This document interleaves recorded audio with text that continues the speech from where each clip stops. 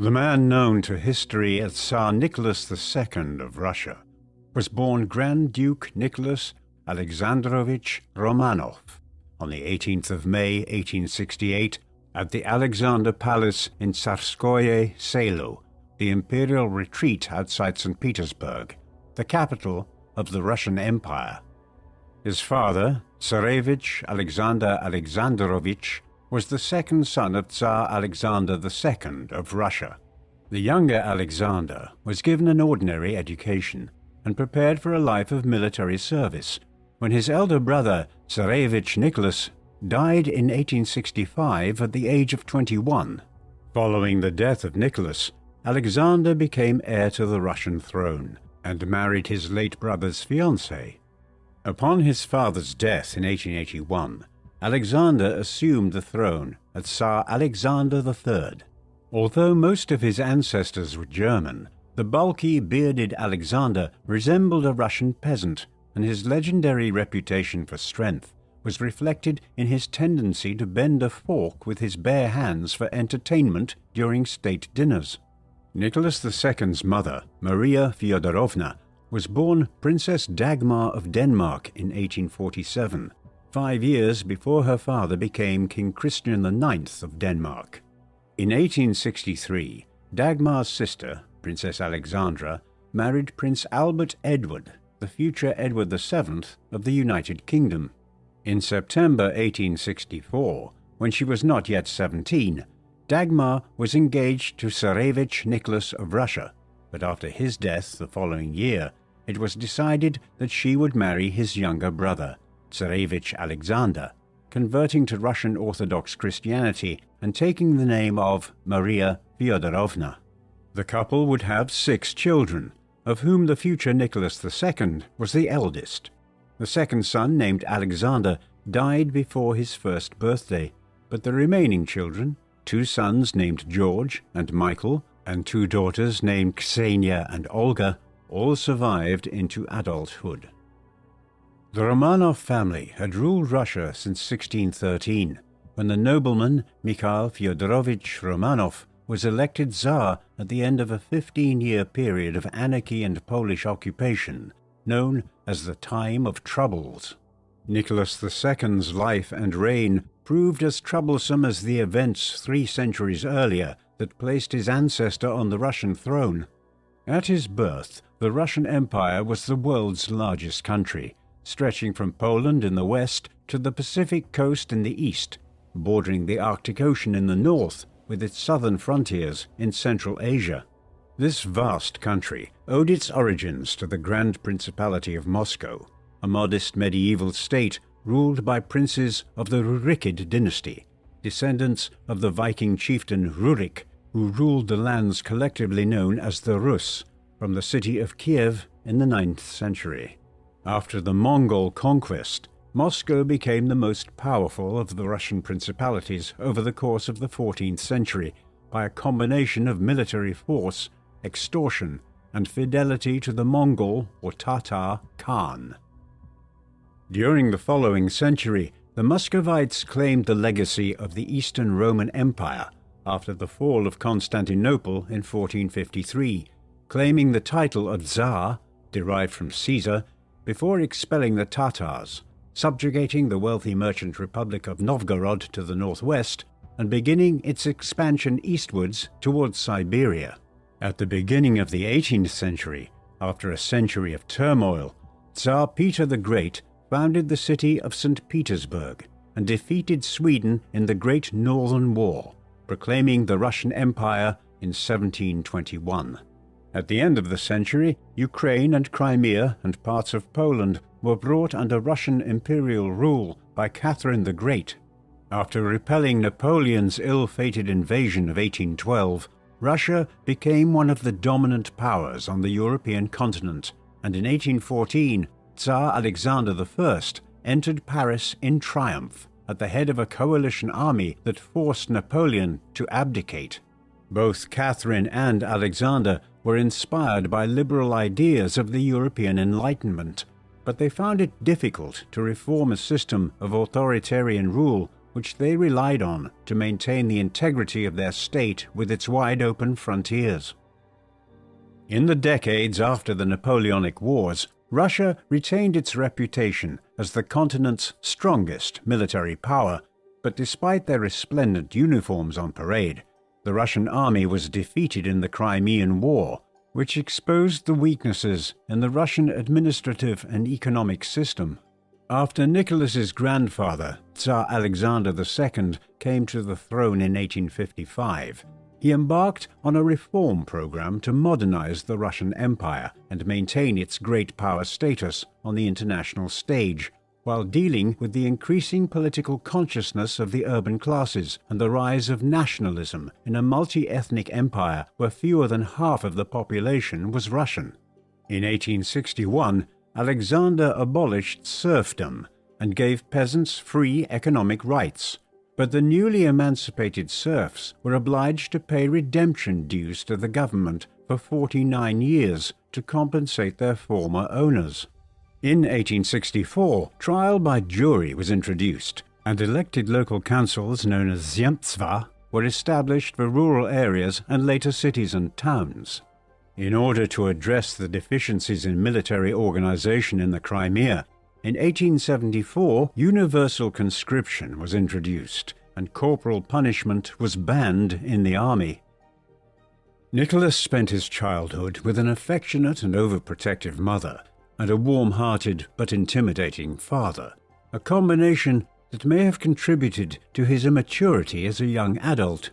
Like other European families, Nicholas's parents provided the general framework for his education and upbringing, but he spent most of the childhood supervised by governesses and governors. Between 7 and 10 years old, Nicholas received lessons from his governess Alexandra Ollengren. Aged 10, his upbringing was entrusted to the military governor General Grigory Danilovich, who invited specialist tutors to teach the young Grand Duke Russian, French, English, German, mathematics, geography, chemistry, and history, which was Nicholas's favorite subject. Nicholas had a close relationship with his tutor Charles Heath, an Englishman who taught at the Alexander Lyceum, the prestigious school for the aristocratic elite in Tsarskoye Selo. Under Heath's influence, Nicholas adopted the reserved manner of an English gentleman, an attitude that would contribute to his reputation as a weak and indecisive ruler. In March 1881, when Nicholas was 13 years old, his grandfather, Tsar Alexander II, was assassinated by the socialist revolutionary organization The People's Will while returning to the Winter Palace from a military inspection. Having survived 6 previous assassination attempts during his reign, the mortally wounded Alexander had his legs blown off by a bomb and was carried to the Winter Palace, where he died a couple of hours later. While Russian Tsars had often been violently removed from power by ambitious family members in palace coups, this was the first time a Russian monarch had been killed by revolutionaries who aimed to overthrow the monarchy. While he honored his late father's memory by building the Church of the Savior on spilled blood at the site of the assassination, Tsar Alexander III reversed many of his predecessors' liberal reforms and cracked down on left-wing revolutionary terrorist groups. In May 1887, after an attempt on the Tsar's life on the 6th anniversary of Alexander II's killing was uncovered, the revolutionary terrorist Alexander Ulyanov was one of 5 members of the People's Will executed for his part in the plot. Alexander's death led his younger brother Vladimir to take a greater interest in revolutionary politics. After his grandfather's death and the accession of his father, Alexander III, Nicholas assumed the title of Tsarevich and became heir to the throne. He continued to live under the supervision of General Danilovich until the age of 17, when he began his political education at the hands of some of the leading statesmen of the empire. The greatest influence on the teenage Nicholas was Konstantin Pobedonostchev, the conservative law professor who served as the secular head of the Orthodox Church.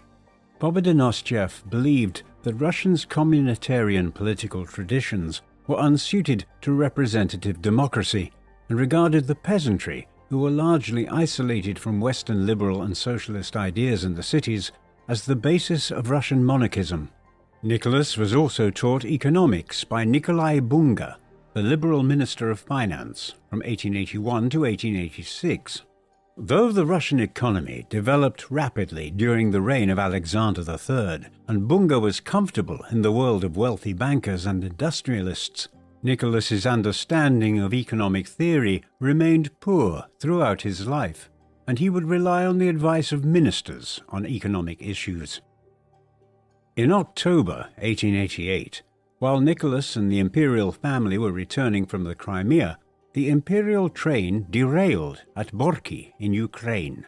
The roof of the dining car collapsed, but Tsar Alexander used his legendary strength to hold it up, allowing the children to escape unharmed.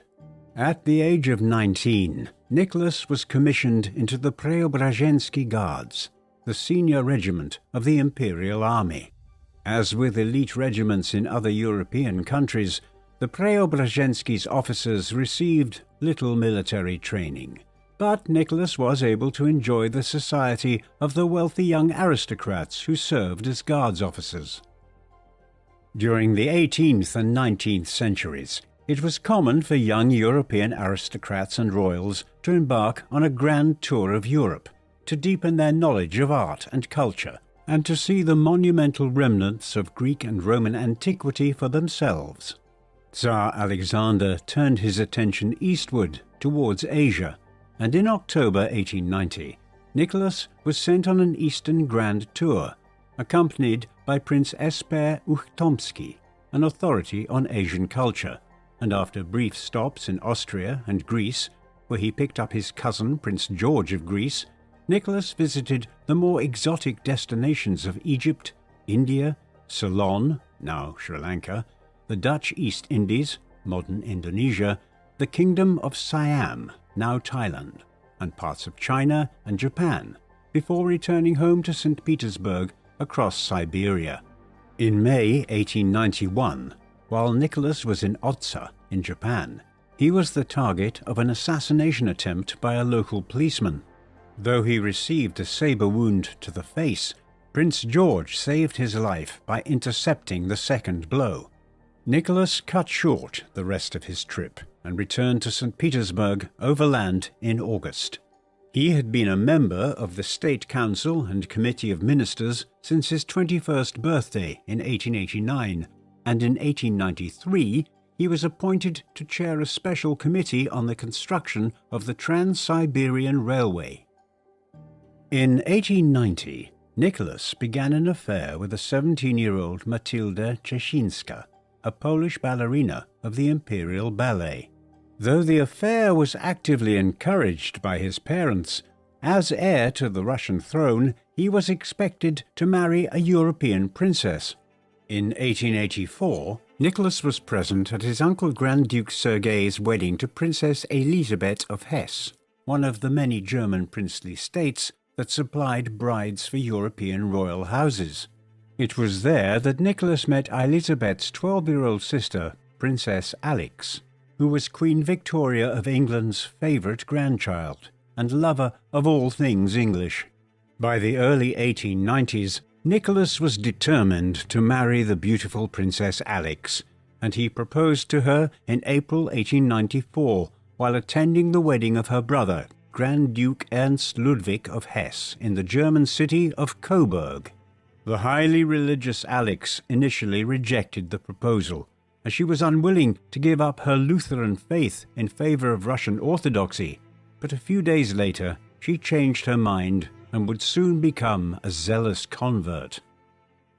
Despite his seemingly robust constitution, Tsar Alexander III's health began to fail in 1894, and by late summer he was diagnosed with kidney disease, attributed to the impact of the Borky train disaster 6 years earlier. In the autumn, the Tsar went to the Livadia Palace in Crimea to recuperate, and by mid-October, Tsarevich Nicholas was deputizing for his father.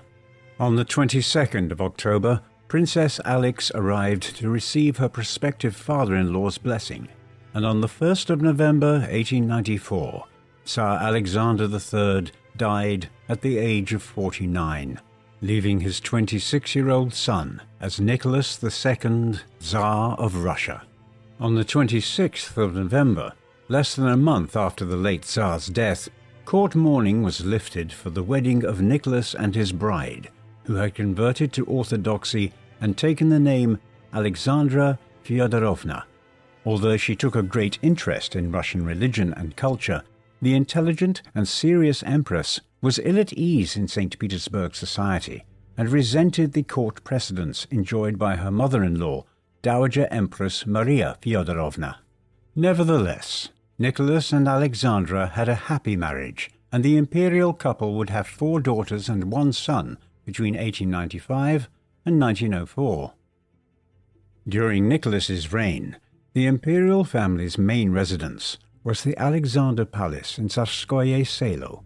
Though the palace had a neoclassical exterior, yellow walls and white columns, its interiors were decorated in a Victorian Gothic style to suit Alexandra's tastes. The family spent summers at Peterhof, around 20 miles to the west, and made occasional visits to imperial hunting lodges in Poland and the Livadia Palace in Crimea. Nicholas and his family enjoyed excursions to the Finnish coast on the imperial yacht, the Standard, which was also used on occasion for state visits to European countries. For the first decade of Nicholas's reign, the imperial family hosted grand balls in the Winter Palace in St. Petersburg during the winter, but after 1903, the imperial family was increasingly isolated from St. Petersburg society. Aside from occasional holidays and international trips, Nicholas kept a strict routine, starting the day at 8 o'clock with a swim, before having breakfast and a walk in the extensive Alexander Park. From 9:30 he attended to court business for an hour, before receiving reports from his ministers between 10:30 and lunch at 1. After a 45-minute lunch, Nicholas would receive ambassadors and foreign guests in the afternoon, before tea with the family at 5 o'clock. Between 6 and 8 in the evening, there were more ministerial reports. Dinner began at 8, after which Nicholas would join Alexandra and the children in the Empress's boudoir. After 10, Nicholas returned to his study and sometimes worked late into the night. After becoming Tsar on his father's death, Nicholas admitted that he was unprepared to take the throne.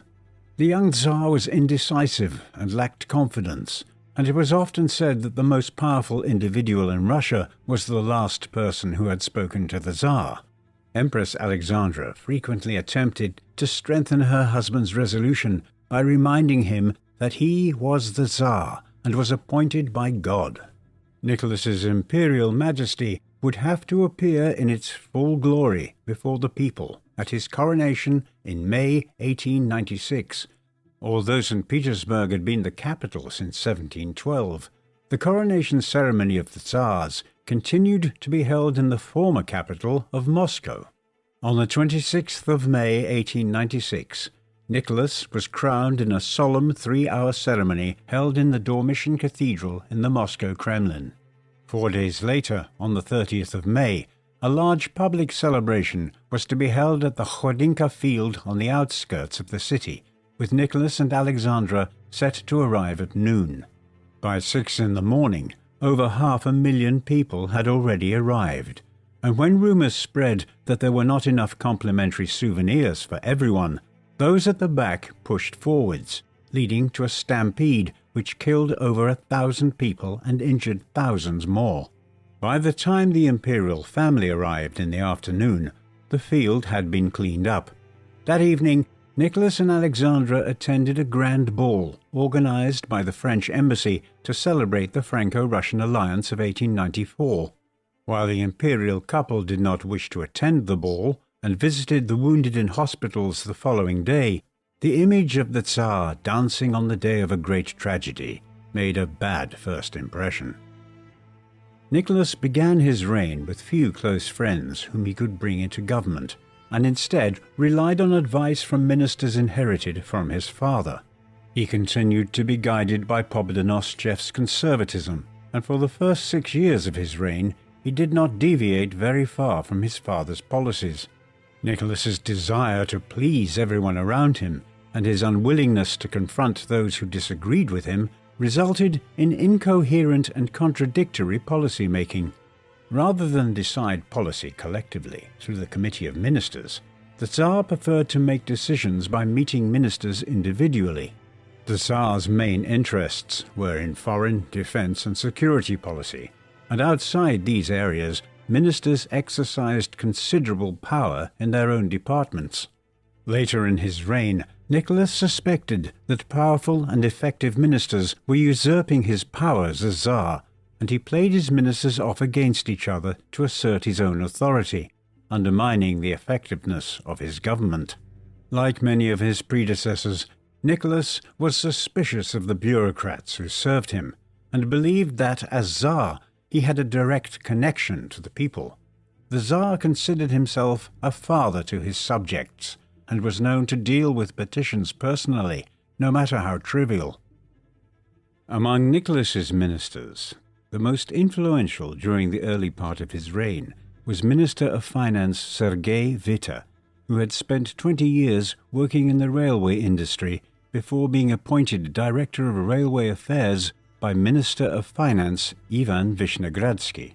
Vishnegradsky launched a program of industrial development, funded by foreign loans and increasing taxes on peasants, and protected by high tariffs, which increased the prices of imported industrial products. These policies were adopted and expanded by Witte upon his arrival at the Ministry of Finance in 1892, and became known as the Witte system.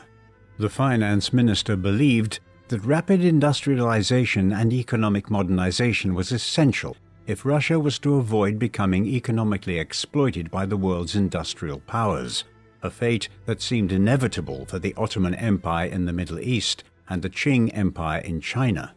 Witte recognized that the peasants and urban poor would suffer in the process, but argued that only by developing Russian industry, using a combination of state revenues and foreign capital and technology, could Russia be able to compete with Britain, France, Germany, and the United States. Witte's advocacy of the industrial economy was unpopular among the Russian landed aristocracy, who were skeptical of capitalism and favored the development of the agricultural economy. When Witte proposed adopting the gold standard in 1896 in order to attract foreign investment, he faced considerable opposition among his fellow ministers, as it would increase the cost of borrowing, and it was only the forceful intervention of the Tsar on behalf of Witte that allowed the finance minister to have his way. With his background in the rail industry, Witte took a special interest in the construction of the Trans-Siberian Railway, intended to link Moscow to the port of Vladivostok in the Far East. In May 1891, while returning home from his Asian tour, Nicholas attended the ceremonies marking the start of construction on the railway in Vladivostok, and after becoming Tsar, he maintained his interest in the Far East, believing that Russia was in a perfect position to exploit economic advantages from the weak Chinese Empire. In 1895, Japan defeated China in an 8-month war, and at the Treaty of Shimonoseki, Japan secured possession of the Liaodong Peninsula in southern Manchuria, including the strategic naval base of Port Arthur. Since the Japanese presence in Manchuria undermined Russia's own imperial ambitions in the Celestial Empire, Russia organized an international coalition with France and Germany to force Japan to hand their gains back to China. Under Witte's influence, Russia was given the right to build a section of the Trans-Siberian Railway through northern Manchuria, reducing the length of the route. In March 1898, after Germany seized the Chinese port of Qingdao, Nicholas ensured that Russia secured a lease on Port Arthur and the Liaodong Peninsula, while the British were given the port of Weihai Wei. In 1900, the Boxer Rebellion broke out in northern China, in opposition to foreign influence in the empire. The Chinese imperial government sympathized with the Boxers and did little to suppress the rebellion, while the international community sought and received help from home. Russia was among the 8 nations which joined together to suppress the Boxers, but Russian forces remained in Manchuria to protect the railway and assert Russian economic control over the province. Although Witta's policies led to rapid economic growth, the industrialization process was accompanied by the movement of peasants from the countryside to work in factories in urban centers. The cities were unable to provide the necessary housing and social infrastructure to cope with the demand, and living and working conditions were poor. In the meantime, the increase in literacy among factory workers encouraged the creation of trade unions to defend the rights of workers. In many of these unions, radical revolutionary ideas circulated calling for the overthrow of the Tsar and his regime. This industrialization led to not only strikes in the cities but also peasant riots in the countryside, prompted by Witta's high taxes and tariffs, which led to several famines over the course of the 1890s. Witta recognized the condition of the peasantry but was unwilling to ease the tax burden, and instead proposed radical land reform. Witta suggested abolishing the peasant commune, the centuries-old system under which a village and the land around it was owned collectively by the peasant community, and giving peasants full property rights to their land. The political stability of the Russian Empire was threatened not only by workers and peasants, but also by the intellectual classes. As in many autocratic regimes, the most radical group were university students, and in 1899 Nicholas faced student riots across the country. Although some leading instigators were expelled and conscripted to the army as a punishment, Nicholas recognized that some of the students' complaints were justified, and the Ministry of Education took steps to abolish the hated classical curriculum and to give students greater choice in the courses they studied. While Nicholas hoped that the Russian education system could inspire a sense of patriotism and support for the state, university professors and even officials in the Ministry of Education sympathized with liberal and radical ideas and resisted any decrees to impose conservative sentiments upon students. By 1900, there were 3 distinct political groups forming the political opposition to Nicholas II. The Socialist Revolutionary Party, formed in 1901 and led by Viktor Chernov, was the successor to the People's Will and the agrarian socialist movements founded in the 1860s. The SRs believed that peasants and workers should join together in leading the socialist revolution to overthrow the Tsar, and were popular in both urban and rural areas. The SRs promoted revolutionary terror and were responsible for assassinating the hardline Minister of Internal Affairs, Vyacheslav von Plehve, in 1904. The Social Democrats, on the other hand, owed their allegiance to the Marxist tradition and believed that the urban workers would serve as the vanguard of any socialist revolution. In 1903, the Social Democratic Party split into 2 factions: the extreme Bolsheviks, led by Vladimir Ulyanov, better known as Lenin, while the more moderate Mensheviks were led by Julius Martov. The third strand of opposition to the Tsar were the liberals, who supported civil rights and constitutional government, where political power is shared by the monarch and a democratic assembly representing the people. The liberals, primarily influential in the Zemstva around the country, drew their support from middle-class and upper-class individuals, though they hoped to expand their support to the working classes. The political instability in Russia at the beginning of the 20th century prompted Interior Minister von Plehve to remark in 1903, "What this country needs is a short, victorious war to stem the tide of revolution." Plehve's comment was in reference to Minister of War General Alexei Kuropatkin, who warned that Russia's Far Eastern adventures were undermining its defenses in Europe. In February 1904, Russia and Japan went to war over control of Manchuria and Korea. Though Nicholas had hoped to avoid war, he believed that the Russian military would easily crush the Japanese. Contrary to the expectations of the Tsar and the international community, the Japanese inflicted a series of heavy defeats on the Russians. In April 1904, the flagship of the Russian Pacific Fleet struck a mine near Port Arthur, killing Admiral Stepan Makarov, the Russian Navy's most talented naval officer. In early September 1904, Kuropatkin's army was defeated by a Japanese army half its size at the Battle of Liaoyang, forcing him to abandon the city.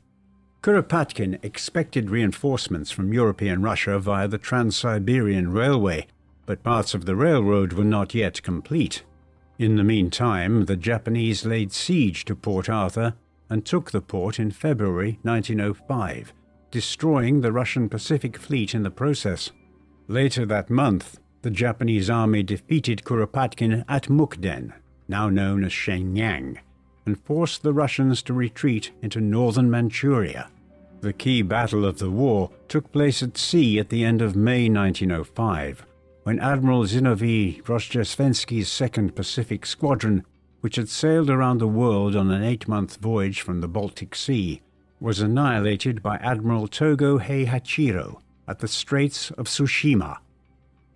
After mediation from President Theodore Roosevelt of the United States, the Russo-Japanese War ended with the signing of the Treaty of Portsmouth in September, recognizing Japanese claims over Korea and resulting in Russia's evacuation of Manchuria. In line with Plevar's expectations, Russian setbacks in the Russo-Japanese War had made revolution more likely, and on the 28th of July 1904, while on his way to meet the Tsar, Plevar was killed by a bomb thrown by a socialist revolutionary terrorist. Nicholas had appointed Plevar Minister of Internal Affairs in 1902, following the assassination of his predecessor, Dmitry Sipyagin, hoping that the hardline Plevar would act as a counterweight to Witte, who was beginning to lose the Tsar's confidence over the political instability caused by his economic reforms. Like many Russian conservatives, Plevar believed that the workers and the peasants were more loyal to the state and presided over a policy of repression against the political parties and the radical urban intelligentsia.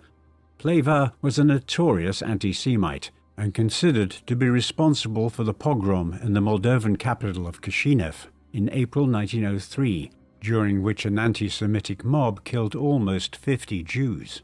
Though Nicholas condemned the killings and removed the local governor, he did little to stem the pogroms between 1903 and 1906, during which over 2,000 Jews were killed, the bloodiest of which claimed the lives of 400 Jews in the Ukrainian port of Odessa in 1905.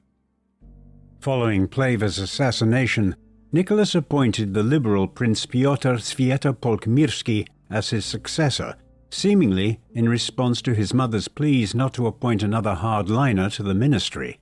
Swietopolk-Mirsky proposed a program of reforms, including religious toleration, civil rights, and greater influence on central government by elected representatives from across the country. While the Minister of Internal Affairs believed that the reforms were necessary to avoid revolution, Grand Duke Sergei led the conservatives in attempting to block the reform program. Not long after Nicholas rejected the Interior Minister's central policy of representative government in December 1904, Swietopolk-Mirsky resigned from office. On Sunday, the 22nd of January 1905, tens of thousands of unarmed protesters marched on the Winter Palace under the leadership of Father Gapon, a priest and trade union leader in St. Petersburg. Among Gapon's demands for political reform were for the Tsar to hold a constituent assembly to deliver a constitutional government in Russia. The protesters were carrying religious icons and singing patriotic songs, including the imperial anthem God Save the Tsar, appealing to the Tsar as their protector. Nicholas was away at Tsarskoye Selo at the time, and while there was no question of him accepting Gapon's demands, the decision to police the event using infantry soldiers resulted in the death of several hundred protesters, as the outnumbered soldiers blocking the paths to Palace Square opened fire at the columns of demonstrators advancing against them. While Nicholas expressed regret at the fatalities, The events of Bloody Sunday undermined the Tsar's claim to be the protector of his subjects. On the 17th of February 1905, Grand Duke Sergei was assassinated by socialist revolutionary terrorists in the Kremlin. Nicholas responded by offering to establish an advisory representative body, but he refused to consider relinquishing his powers as absolute monarch. The Tsar believed that constitutional government would make Russia more vulnerable to revolution and anarchy, while also considering it his duty to preserve the authority he was given by God. As a hereditary monarch, Nicholas also considered it his duty to God and Russia to produce a son and heir. Between 1895 and 1901, Nicholas and Alexandra had 4 daughters in succession: Olga, Tatiana, Maria, and Anastasia. According to the imperial succession law of 1797, women could not inherit the throne unless all male claimants were extinguished. As a result, Nicholas's younger brother George remained the heir to the throne until his death in 1899, upon which their youngest brother Michael became the new heir. When Nicholas fell gravely ill in the autumn of 1900, there was some discussion about changing the laws of succession so that Grand Duchess Olga could succeed him, but the Tsar's recovery averted succession talk. On the 12th of August 1904, Nicholas and Alexandra were granted their wish of a son, whom they named Alexei, after the 17th century Tsar Alexei Mikhailovich, a pious and gentle ruler who laid the foundations for his son Peter the Great's modernization of the country by pursuing a program of moderate reform. Nicholas and Alexandra were naturally delighted to have a boy, but their happiness was tempered when it emerged that Alexei suffered from hemophilia, a disease inherited from Alexandra's grandmother, Queen Victoria, which impaired the ability of blood to clot, meaning that cuts and bruises could potentially prove fatal. Alexandra's concern about her son's condition caused her own health to collapse, leading her to turn more to her faith. Rather than solving a problem, Tsarevich Alexei was another addition to his parents' list of anxieties. The defeats on land and sea during the Russo-Japanese War highlighted the weakness of the Russian state and its military commanders, and contributed to a decline in the Tsar's prestige. While news of Mokden and Tsushima made their way to St. Petersburg, strikes and disturbances continued throughout the country, reaching a peak at the beginning of October with strikes in Moscow and St. Petersburg. When the railwaymen went on strike, it paralyzed political and economic activity and prevented officials from traveling between St. Petersburg and Moscow. After Sergei Witte advised the Tsar to make concessions to end the unrest, on the 30th of October, Nicholas issued a manifesto drawn up by Witte promising an elected assembly with legislative powers and to create a council of ministers, whose chairman would effectively have the powers of a prime minister. A week later, Witte was made prime minister, but despite his promises of restoring peace, the unrest continued, and a Soviet of workers' deputies dominated by Leon Trotsky was established in St. Petersburg, while in December the Bolsheviks led an uprising in Moscow. Trotsky would later describe the events in 1905 as a dress rehearsal for the revolution, which would overthrow the Tsar 12 years later. For the time being, Nicholas remained in power as the revolution was brought under control by Pyotr Dernova, the Minister of Internal Affairs, who reasserted government control over the transport and communications network and arrested members of the St. Petersburg Soviet. By the end of 1905, many liberals rallied to the government after being horrified at the radicalism of the masses.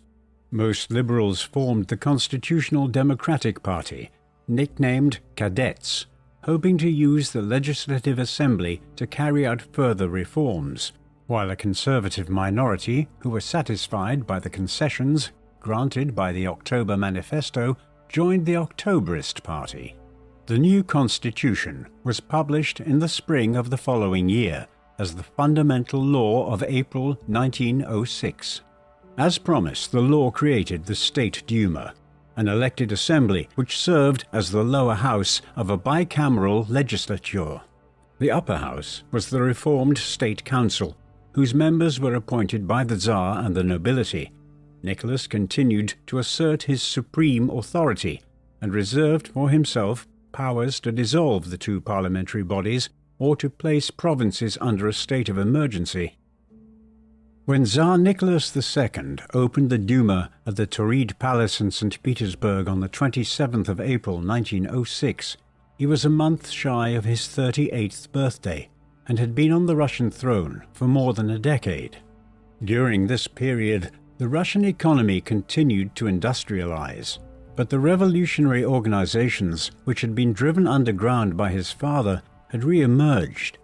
Nicholas managed to gain control of Port Arthur and southern Manchuria, only to lose it shortly thereafter with a humiliating defeat to Japan. Despite the imperial majesty on display at the Tauride Palace, Nicholas had barely survived the revolution of 1905 and was forced into taking the first steps to creating a constitutional government, which he was fundamentally opposed to. The new constitutional experiment began poorly, and the Tsar resented sharing executive power with Witte.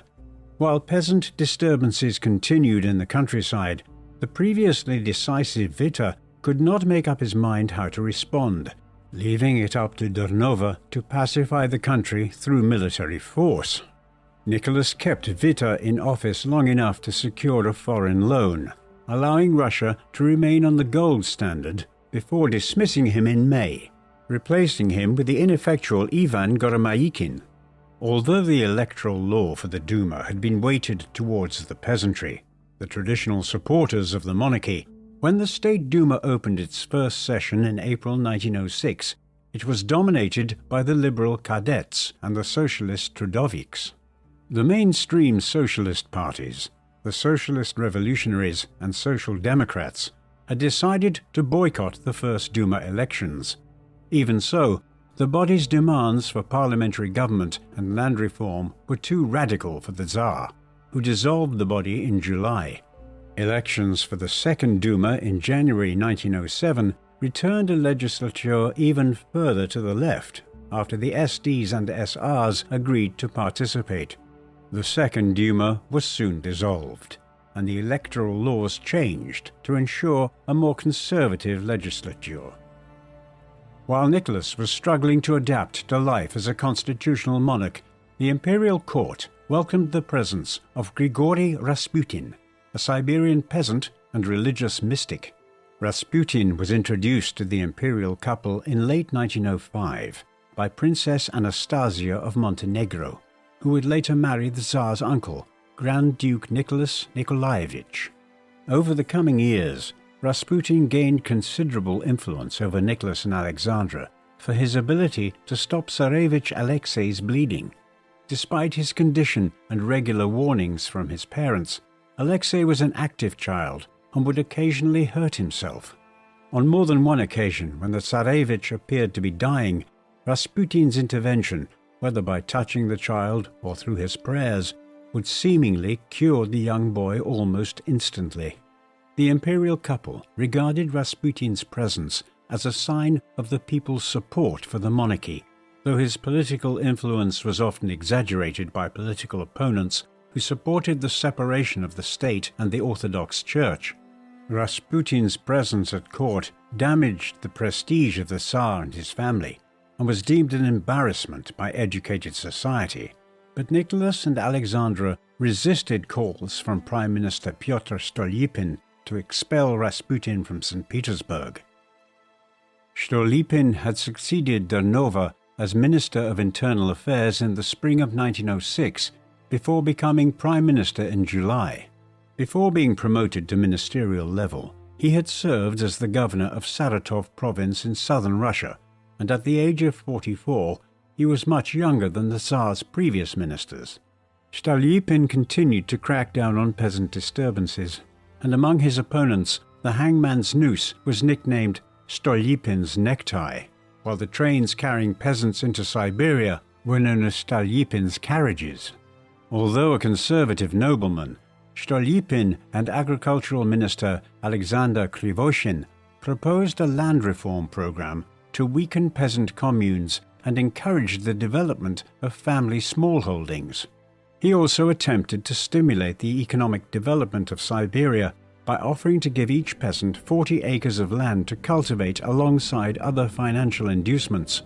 He was a talented orator who made powerful speeches in the Duma, and he established a close working relationship with Alexander Guchkov, whose Octoberist party was the largest in the Third Duma. This alliance began to fail in 1909 and 1910, when Stolypin's proposals to strengthen the Zemstva and increase social protections for factory workers were opposed by the landowners and industrialists who dominated the Duma. In the meantime, Stolypin and Guchkov's efforts to increase legislative control over the army damaged his relationship with the Tsar. Stolypin's plans to expand the Zemstva system to Ukraine and Belarus narrowly passed the Duma, but were defeated in the State Council in March 1911.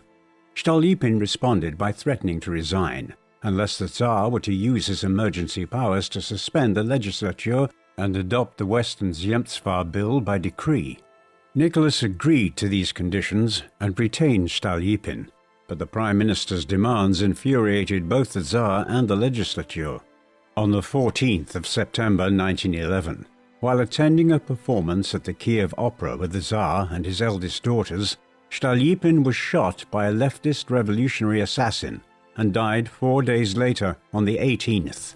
The assassin was hanged a week after Stolypin's death, but Nicholas gave orders to drop the investigation, prompting rumors that the assassination had been planned by supporters of the Tsar. Stolypin was succeeded by Finance Minister Vladimir Kavkavtsov, but the new Prime Minister lacked the presence of his predecessor and was a weak leader.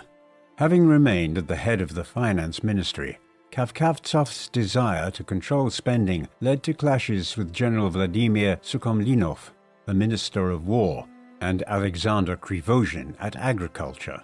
Sukhomlinov had been appointed by the Tsar in 1909 to resist Stolypin's efforts to give the Duma greater control over the armed forces, and demanded increased investment in the army and navy.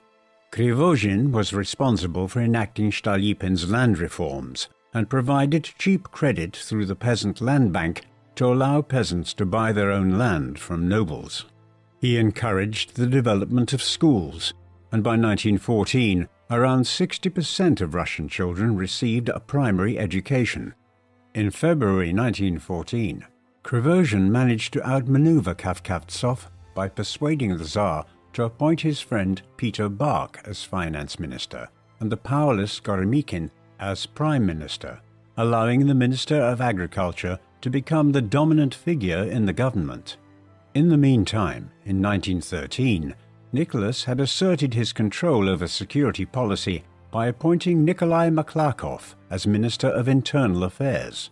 With the Tsar's support, Maklakov cracked down on the revolutionary press and unsuccessfully attempted to reduce the Duma's powers. In 1914, St. Petersburg was hit with a series of strikes, but the rest of the country remained calm. Widespread demonstrations of popular support in 1913, during the celebrations of 300 years of Romanov rule, convinced Nicholas that he continued to enjoy considerable support across the country. After its inauspicious start, the constitutional experiment was bringing an element of stability despite Stolypin's assassination, and there was a chance that with a strong prime minister, such as Krivoshin, to carry out his agenda and manage parliamentary politics, Nicholas could be a constitutional monarch, like his cousin King George V in Britain. However, after Nicholas limited the electorate in 1907, most of the Russian population remained without political representation, and the workers and many peasants were ready to rise up against the Tsar at any sign of weakness in the imperial regime. The Tsar had been saved by the Russian army in 1905 and 1906, and after the humiliation of defeat to Japan, Nicholas desperately sought to stay out of war. Although Russia and Britain had been close to war over their competing interests in Asia, Russia's defeat in 1905 dispelled British fears of the Russian threat and led to the signing of the Anglo-Russian Entente of 1907. Together with the Anglo-French Entente Cordiale of 1904 and the Franco-Russian Alliance of 1894, this created the Triple Entente of Britain, France, and Russia. The rival European bloc was the Triple Alliance of Germany, Austria-Hungary, and Italy, though the latter's fidelity to the alliance was suspect, as it had its own territorial claims to parts of the Austrian Empire. Following the appointment of Sergei Sazanov as foreign minister in 1910, the Tsar pursued a three-pronged policy to remain committed to the Triple Entente, improve relations with Germany, and to promote unity among the Balkan states in southeast Europe against further Austrian encroachment in old Ottoman territory after Austria's annexation of Bosnia in 1908. Rather than confronting Austria, the Balkan alliance went to war with the Ottoman Empire over Macedonia and Albania in 1912, before fighting each other for the spoils in 1913. While Russian nationalists advocated a pan-Slavic union with the Balkan states, Nicholas was more concerned about German ambitions in the Ottoman Empire. The Russian Empire's Black Sea trade, including its substantial grain exports, passed through the Straits of Constantinople by modern-day Istanbul. In 1913, a German general, Lenin von Sanders, was appointed commander of the Constantinople garrison. Over the previous century, the Ottomans had routinely employed foreign experts as civil and military administrators, but the Russians feared direct German control of the straits. Elsewhere in Europe, a naval arms race between Britain and Germany increased the risk of war between the continent's most powerful states. After the humiliation of the Russo-Japanese War, General Sukhomlinov embarked on a modernization program, which included the centralization of military administration within the Ministry of War, an increase in the size of the field army to over 1.4 million men, introducing machine gun crews at the regimental level, and attaching an aviation detachment to each army corps. On the 28th of June 1914, Archduke Franz Ferdinand, the heir to the Austrian throne, was assassinated in Sarajevo by Gavrilo Princip, a Bosnian Serb student. The Austrian government in Vienna believed that the Serbian government was behind the assassination, and 4 weeks later, on the 23rd of July, the Austrians issued an ultimatum to Serbia deliberately intended to provoke war. Foreign Minister Sazanov predicted that the conflict would develop into a continental war. Russia would be duty-bound to support Serbia, and Germany would join the war against Russia, in turn resulting in hostilities between Germany and France. Since the Anglo-French Entente was not a formal alliance, it was unclear whether Britain would join the war against Germany. But even with Britain remaining on the sidelines, the war would engulf the continent. Nicholas remained optimistic and hoped to come to an agreement with his cousin, Kaiser Wilhelm II of Germany. But on the 30th of July, Nicholas was urged by his ministers to order the mobilization of the Russian army, and on the 1st of August, Germany declared war on Russia. On the 3rd of August, Germany declared war on France, and after the Germans crossed into Belgium the following day, the British government answered a Belgian appeal for assistance and went to war with Germany on the 5th. The First World War was greeted in Russia with a rare demonstration of national unity, inspiring confidence in the Tsar that his armies would achieve victory, following the example of Russia's victory over Napoleon a century earlier.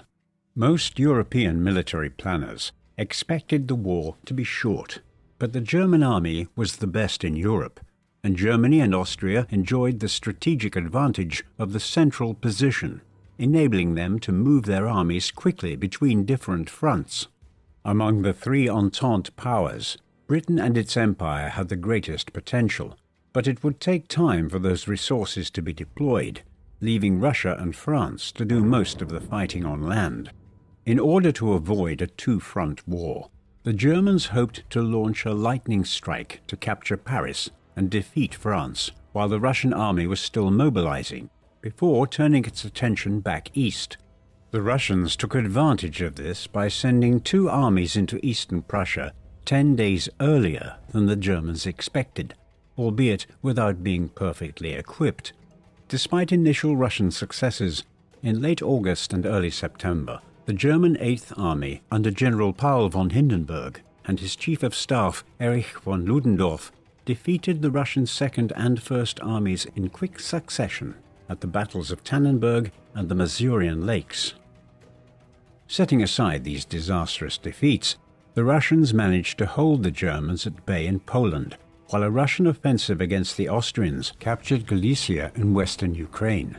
By the spring of 1915, the Russian army was facing a shortage of munitions, and after a series of German offensives in Poland, by September the Russians were forced to abandon Poland and Lithuania. Their defeats in Poland led to a crisis in the military leadership. As Supreme Commander Grand Duke Nicholas Nikolaevich, with the support of the Duma, blamed War Minister Sukhomlinov for the logistical failures. After being imprisoned in the notorious Peter and Paul fortress in St. Petersburg, the Minister of War was dismissed from office in June and replaced by General Alexei Polivanov. And in December, the Tsar dismissed his uncle Grand Duke Nicholas and assumed the supreme command himself. By doing so, the Tsar was partly placing a check on the Duma leaders, who supported the Grand Duke, but the latter had also proven an incompetent military leader, who lost his nerve with his armies in full retreat. Without any meaningful military training himself, Nicholas did not expect to take over control of strategic or operational decision-making, which he left in the hands of his Chief of Staff, Mikhail Alexeyev. The Tsar hoped that his presence at the front would improve coordination between military and civil authorities, and serve to improve morale among the peasant soldiers that made up the ranks of the Russian army. While there were many advantages to the Tsar taking over command of the Russian army, his presence at general headquarters at Mogilov in modern-day Belarus kept him at a distance from the political situation in the capital city, which had been renamed Petrograd at the beginning of the war to sound less German. On the 7th of September 1915, a majority of the Duma's deputies formed a progressive bloc demanding political reforms and a government which enjoyed public confidence. In other words, they demanded one favorable to the progressive bloc. The bloc's initiatives were supported by the Union of Towns and the Zemstva Union, which were formed at the beginning of the war to coordinate local authorities' support for the war effort. Many of the Tsar's ministers also lobbied for Goromikin's dismissal as prime minister, believing that victory could only be achieved by maintaining political unity and working in conjunction with the industrialists and civil society leaders that led the progressive bloc. Unwilling to work with Goromikin, and horrified by the Tsar's decision to assume the supreme command without consultation, the Council of Ministers effectively went on strike, infuriating Nicholas in turn. While the ministers were afraid that as supreme commander, the Tsar would be associated with military setbacks suffered by the army, shortly after Nicholas's arrival, the military situation improved as Kiev was successfully defended, and the munitions crisis was overcome by effective coordination between the Ministry of War and Russian industry. In the summer of 1916, General Alexei Brusilov led a major offensive into Galicia, which broke the Austrian lines and captured hundreds of thousands of Austrian and German prisoners. The Russian successes forced Germany to redeploy troops from the Western Front, weakening its assault on the French fortress of Verdun and its defense of the River Somme, after the British launched an offensive in July. While the army had enjoyed its best year in 1916, an economic crisis at home threatened the continuation of the war effort. A shortage of food and fuel created high inflation, and the railway network was ill-equipped to bring food surpluses from the agricultural south to the cities in the north and west, while at the same time moving troops to the front line. While aware of these problems, the economically illiterate Nicholas was incapable of solving them. while his ministers were increasingly sidelined. After the ministerial strike in late summer of 1915, the Tsar replaced most of his ministers with individuals who were regarded as reliable supporters of the imperial regime. With her husband away at headquarters, the Empress Alexandra assumed a greater role in the empire's domestic affairs. In January 1916, Goromikin was succeeded by Boris Stürmer, a close confidant of Alexandra. When the Tsar sought to dismiss his interior minister Alexander Protopopov in November 1916 under pressure from the Duma, the Empress urged him not to give in. Alexandra's German origins fueled rumors that she was acting against Russia's interests, even though the Empress was critical of Wilhelm II and regretted the fact that her brother Ernst Ludwig was fighting in German uniform. Alexandra was rumored to be under the influence of Rasputin, whom she asked for advice on ministerial appointments. The boastful Rasputin exaggerated his influence and claimed to enjoy the favors of many court ladies, and his presence at court continued to damage the imperial family's prestige at a time when it could ill afford it. Nicholas's relatives were increasingly concerned about Rasputin, and on the 30th of December, a group including Prince Felix Yusupov, who was married to the Tsar's niece, and Grand Duke Dmitry Pavlovich, Nicholas's cousin, shot and killed Rasputin at the Yusupov Palace in St. Petersburg. With the country seemingly on the verge of revolution and unable to find a solution to the economic crisis, the cadet leader Pavel Milyukov stood up in the Duma in November and asked rhetorically whether the government's failures were caused by incompetence or treason. Once again, Nicholas was asked to appoint a government that enjoyed the confidence of the Duma, a call echoed by aristocrats and members of the imperial family. While he privately recognized the danger of the riots and strikes in Petrograd at the beginning of 1917, Nicholas remained optimistic about the military situation and believed that a planned spring offensive would bring victory and improve morale at home. On the 7th of March, the Tsar left Tsarskoye Selo for headquarters, and the following day disturbances began as the men of the factories joined an International Women's Day demonstration demanding bread. By the 11th, almost all of the capital city was on strike, though initial attempts to control the rioting by troops loyal to the imperial regime were successful. However, on the 12th, the Petersburg garrison mutinied and prompted Nicholas to return to the capital.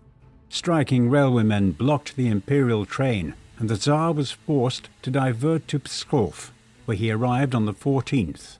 On the 12th of March, 12 Duma deputies formed a provisional government to take control of the capital, and on the same day the Petrograd Soviet of Workers and Soldiers Deputies was formed. On the evening of the 14th, General Ruski, commander of the Northern Front, headquartered in Pskov, presented Nicholas with a message from President of the Duma, Mikhail Rodzianko, urging Nicholas to grant parliamentary government if he wished to retain his crown. The Tsar initially refused, but when he changed his mind the following day, it was too late, and Rodzianko urged the Tsar to abdicate to prevent further bloodshed. The other generals, assured by the Duma leaders that they were in control, joined in the chorus and urged Nicholas to abdicate. On the 15th of March, Nicholas agreed to abdicate in favor of his son, but after several hours worrying about the potential fate of Alexei during a time of war and political instability, decided that he should instead be succeeded by his brother, Grand Duke Michael, who would serve as a constitutional monarch. On the 16th of March, under pressure from the provisional government's leaders, Michael decided not to assume the throne until a constituent assembly was convened to determine whether to retain the monarchy. After returning to Mogilov, Nicholas issued a final address to the army on the 21st of March, urging the men to continue fighting and to submit to the authority of the provisional government. Later that day, Nicholas was arrested and taken back to Tsarskoye Selo, where he remained under house arrest for the next 5 months. Though subject to humiliation by their guards, Nicholas and Alexandra felt a sense of relief that the heavy burdens of government were taken away from them. There was an expectation that the former imperial couple would go into exile in Britain, and Pavel Milyukov, now foreign minister in the provisional government, submitted a request for asylum to the British government on behalf of Nicholas and Alexandra. The British Prime Minister David Lloyd George was inclined to agree, but the Tsar's cousin, King George V, feared that granting asylum to the former Russian autocrat would damage his standing among British socialists and place his own throne at risk. Even had such an offer been extended, Nicholas and Alexandra would have been reluctant to abandon Russia out of a sense of duty, despite their calamities. In August 1917, the provisional government sent Nicholas and his family to the city of Tobolsk in Siberia, where they lived in the former governor's residence. The provincial city remained well disposed towards the fallen Tsar, and Nicholas and the children socialized in secret with the more sympathetic guards. The fate of the Romanovs was destined to get worse after November 1917, when the Bolsheviks, under Lenin, overthrew the provisional government. Since Imperial Russia used the Julian calendar, which was 12 days behind the Gregorian calendar used by most of the world, the event is known to history as the October Revolution. The provisional government had been unable to assert its political power and was in the hands of the Petrograd Soviet, while the failure of a summer offensive in July strengthened support for the radical Bolsheviks, who demanded an end to the war. In January 1918, the Bolsheviks consolidated their hold on power by closing down the Constituent Assembly, where they were outnumbered by the socialist revolutionaries. Keen to secure his power in Russia, in March, Lenin reluctantly approved the signing of the Treaty of Brest-Litovsk with Germany and its allies, surrendering control of Poland, the Baltic states, Belarus, and Ukraine. The Bolshevik suppression of the Constituent Assembly and their capitulation to Germany created the conditions for civil war. In the spring of 1918, the Czech Legion, who were making their way east along the Trans-Siberian Railway in order to join the Allies on the Western Front, staged an uprising against Bolshevik rule. The Bolshevik leadership had not decided what to do with the former Tsar, but Lenin's second-in-command, Leon Trotsky, hoped to bring Nicholas to Moscow for a show trial before executing him. In April 1918, the Bolshevik revolutionary Vasily Yakovlev acted on instructions from the central government to bring Nicholas and Alexandra to Moscow, but on the way they were intercepted by a detachment of Bolsheviks from the Ural Soviet, who took control of the convoy and took them to their base in Ekaterinburg. Nicholas, Alexandra, and Grand Duchess Maria arrived on the 30th of April and were imprisoned in the house of Nikolai Ipatiev, a military engineer. The Tsarevich had been ill and had initially been left behind with 3 of his sisters, but by the 23rd of May, the rest of the family arrived along with their doctor, Evgeny Botkin, and 3 servants. As the Czech Legion advanced on Ekaterinburg, at the beginning of July, the central leadership in Moscow decided that the Romanovs should be executed in Ekaterinburg. On the 4th of July, the deputy head of the Ekaterinburg secret police, Yakov Yurovsky, was appointed commandant of the Ipatiev house. In the early hours of the 17th of July, the family and their attendants were brought into the basement. After the 12 men of the firing squad entered the room, Yurovsky announced that the Ural Soviet had decided to execute the whole family. A stunned Nicholas asked, "What?" before Yurovsky repeated his orders, and the firing began. 3 men in the firing squad claimed that they had fired the fatal shot that accounted for the former Tsar, but regardless of who was responsible, Nicholas II, the last Tsar of Russia, was dead at the age of 50, along with his wife, his 5 children, and 4 loyal attendants. Yurovsky ordered his men to hide the bodies at a location where they could not be found by the counter-revolutionary White armies, who were days away from Ekaterinburg. The Soviet government claimed in public that only Nicholas had been executed, and even when it became increasingly clear that the whole family had been eliminated, there were rumors that Tsarevich Alexei, or one of his sisters, may have survived and escaped. The memory of the dead Tsar served as a rallying point for the monarchists and counter-revolutionaries who opposed the Bolsheviks, but by 1921, Lenin's forces had won the Civil War, and his Soviet regime would remain in power until 1991. From their exile in London, Paris, New York, white émigrés continued to hope for a collapse of Soviet communism and the return of the Russian monarchy. In 1981, the Russian Orthodox Church abroad canonized Nicholas II and his family, and in 2000, the Russian Orthodox Church in Russia also agreed to confer sainthood on them.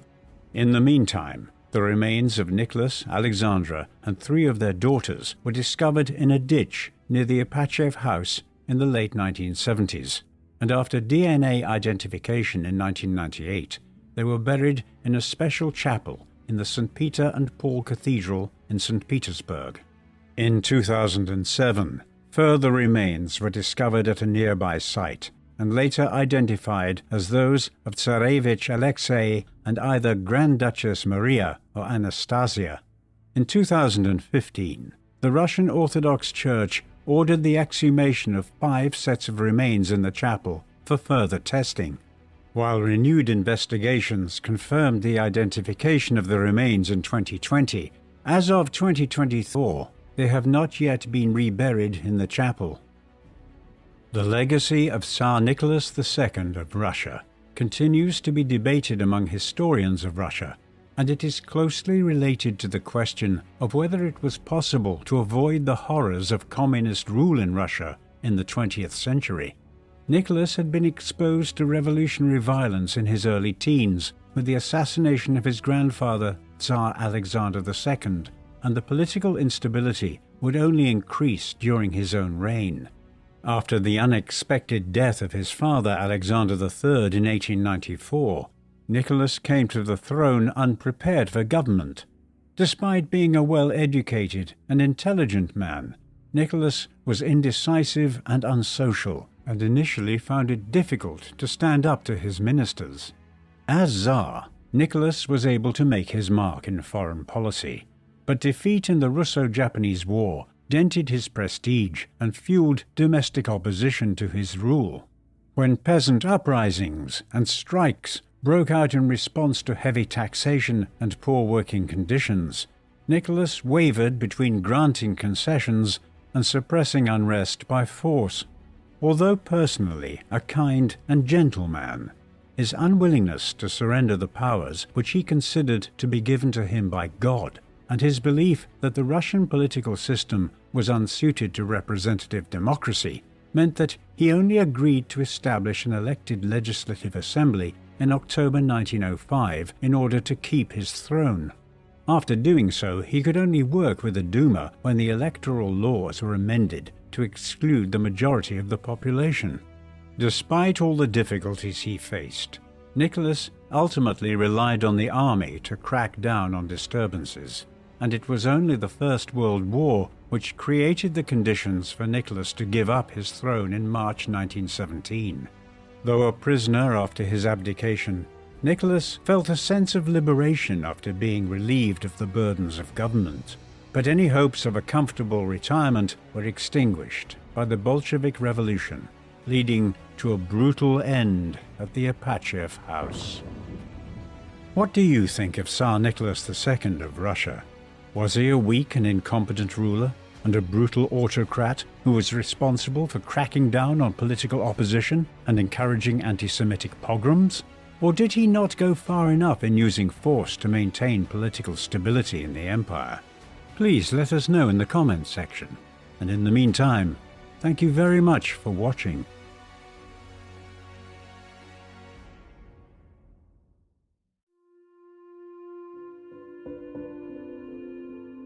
The man known to history as Vladimir Lenin was born as Vladimir Ilyich Ulyanov on the 22nd of April 1870 or the 10th of April using the old-style Julian calendar in the city of Simbirsk, over 700 kilometers to the east of Moscow. His father was Ilya Nikolaevich Ulyanov, who had been born into a serf family in Russia in 1831, but had earned his freedom in his youth and then studied physics and mathematics at Kazan University. He subsequently enjoyed a successful career as an educator and public school overseer in Russia, and rose to become a state councillor, a position which meant that in the early 1880s the Ulyanovs became part of the minor Russian nobility based on Ilya's contributions to public education within the Russian Empire. Vladimir's mother was Maria Alexandrovna Blank, who was of mixed German, Swedish, Russian and Jewish ancestry.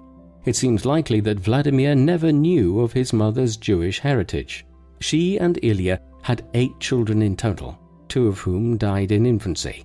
Vladimir was the third eldest, arriving after Anna in 1864 and Alexander in 1866. Vladimir's childhood was comfortable, in line with his father's increasingly successful career. For instance, as well as living in a well-appointed home in Simbirsk, the Ulyanovs also holidayed at a manor in Kokushkino in the countryside. Vladimir also emerged as his father's son, displaying a considerable intellect by his teenage years, excelling at school and becoming an accomplished chess player. But the upper-middle-class idyll of his childhood years was soon shattered.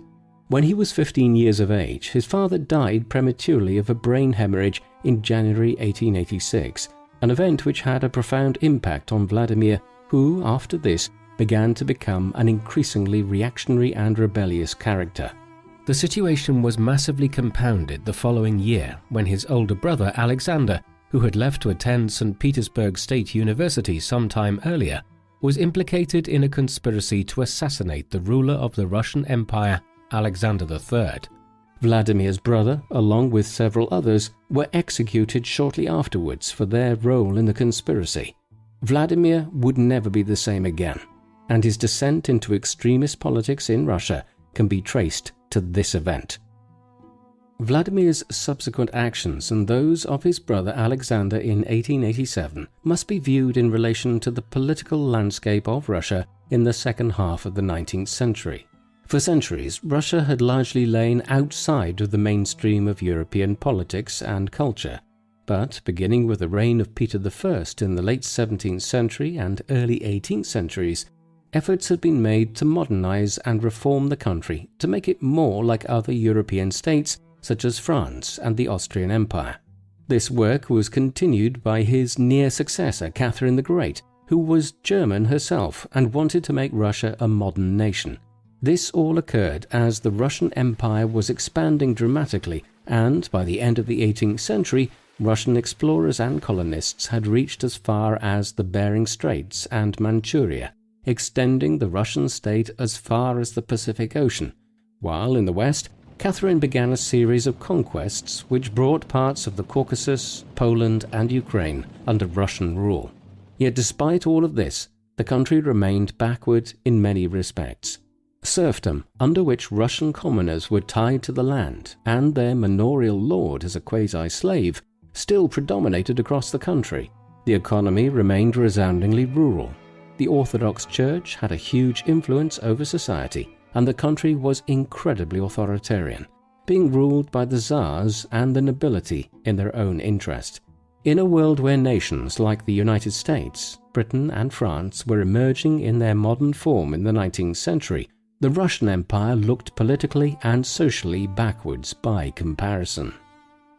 These issues were compounded by events in the years before Vladimir's birth and while he was growing up. In 1855, Alexander II ascended to the throne as Tsar of Russia.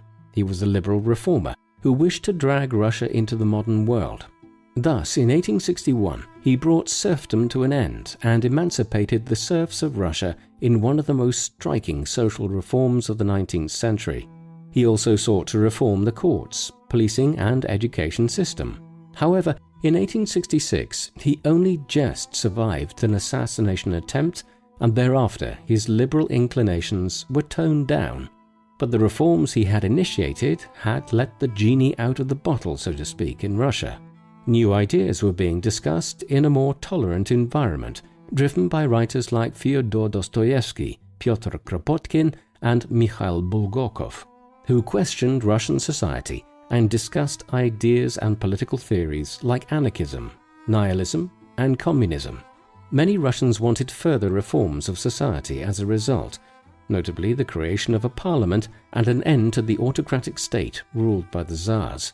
Groups such as the Narodniks and the People's Will emerged as politico-terrorist organizations agitating for these changes, and it was the latter group which in 1881 succeeded in assassinating Alexander II.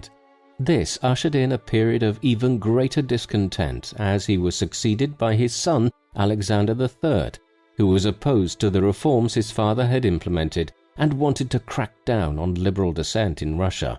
Thus, the country Vladimir was growing up in during the 1880s was a powder keg of political discontent and instability.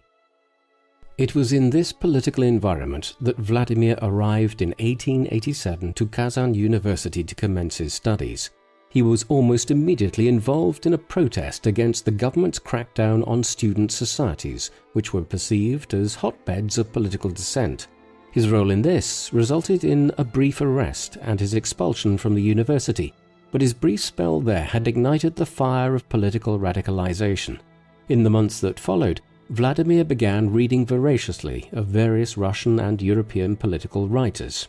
Amongst others, he was soon attracted to the writings of Karl Marx and Friedrich Engels, two German political philosophers and social critics who had been deeply critical of the manner in which industrial society was developing and who had postulated in their 1848 pamphlet, the Communist Manifesto, that bourgeois capitalist society should be replaced by one in which the industrial proletariat took everything in society into communal ownership. This appealed to Vladimir at a time when industrialization was beginning to rapidly advance in Russian cities like Moscow, St. Petersburg, Kazan, and Samara. However, it was not the only intellectual influence on him at this time, and his political views were still under formation, although there is no doubt they were radical even before he reached his 20th year. In 1890, Vladimir's mother was able to use her family's connections within the Russian education system to ensure that he was able to sit exams at the University of St. Petersburg in lieu of completing his studies at Kazan University. He passed with first-class honors and thereafter took up a position as a legal assistant in Samara during the 1890s. Throughout these years, he continued to foster his political radicalism and was involved in numerous political organizations. Russia's radical politics was buoyant at this time, owing to events in 1891. A dry autumn was followed by a bitterly cold winter, where temperatures dropped to below -30 degrees Celsius in some parts of the country along the course of the river Volga. This was followed by a particularly dry spring and summer in 1892, all of which combined to cause harvest failures across much of Russia. Famine struck thereafter, and this was compounded by the incompetent response of the government of Tsar Alexander III and other pillars of Russian society, such as the Orthodox Church. By the time the famine abated in late 1892, over 350,000 people had died of starvation, and millions more were malnourished or badly impacted in some other way. As criticism of the government escalated, radical groups such as the Communists and Nihilists gained ever greater numbers of supporters in Russia. As the political radicalism of Russian society increased, Lenin found himself feeling marginalized in provincial Samara, and so it was that in 1893 he set off for the capital, St. Petersburg.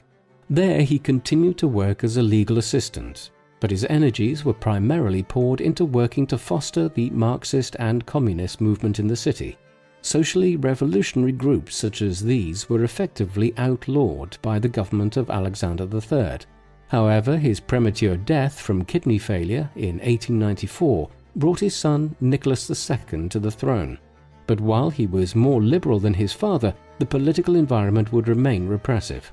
No sooner had he arrived in the capital than Vladimir became involved with a revolutionary communist cell in the city, whose members primarily came from the Technological Institute of St. Petersburg. They termed themselves Social Democrats in emulation of the Social Democratic Party of Germany, which was Marxist and communist in its ideology. Already by the spring of 1894, Vladimir was under observation by the secret police in St. Petersburg, as he had come to their attention as a rising Marxist figure. Nevertheless, his politics only became more radical in the months that followed, particularly so after he met and entered into a relationship with Nadezhda Krupskaya, whom he referred to as Nadia, a schoolteacher who espoused radical Marxist political views. By that time, he had also become involved in the underground publishing of Marxist pamphlets in the city. It was this activity which eventually saw him and several dozen of his associates arrested by the authorities in 1895, just as they had been preparing to publish a communist newspaper called The Workers' Cause. Lenin was refused legal representation following his arrest and was detained for over a year before he was sentenced. This was a formative period in his life as he began working on a book entitled The Development of Capitalism in Russia while in jail. Eventually, late in 1896, he was sentenced to 3 years in exile in Siberia, the cold, vast and inhospitable region of Russia beyond the Ural Mountains.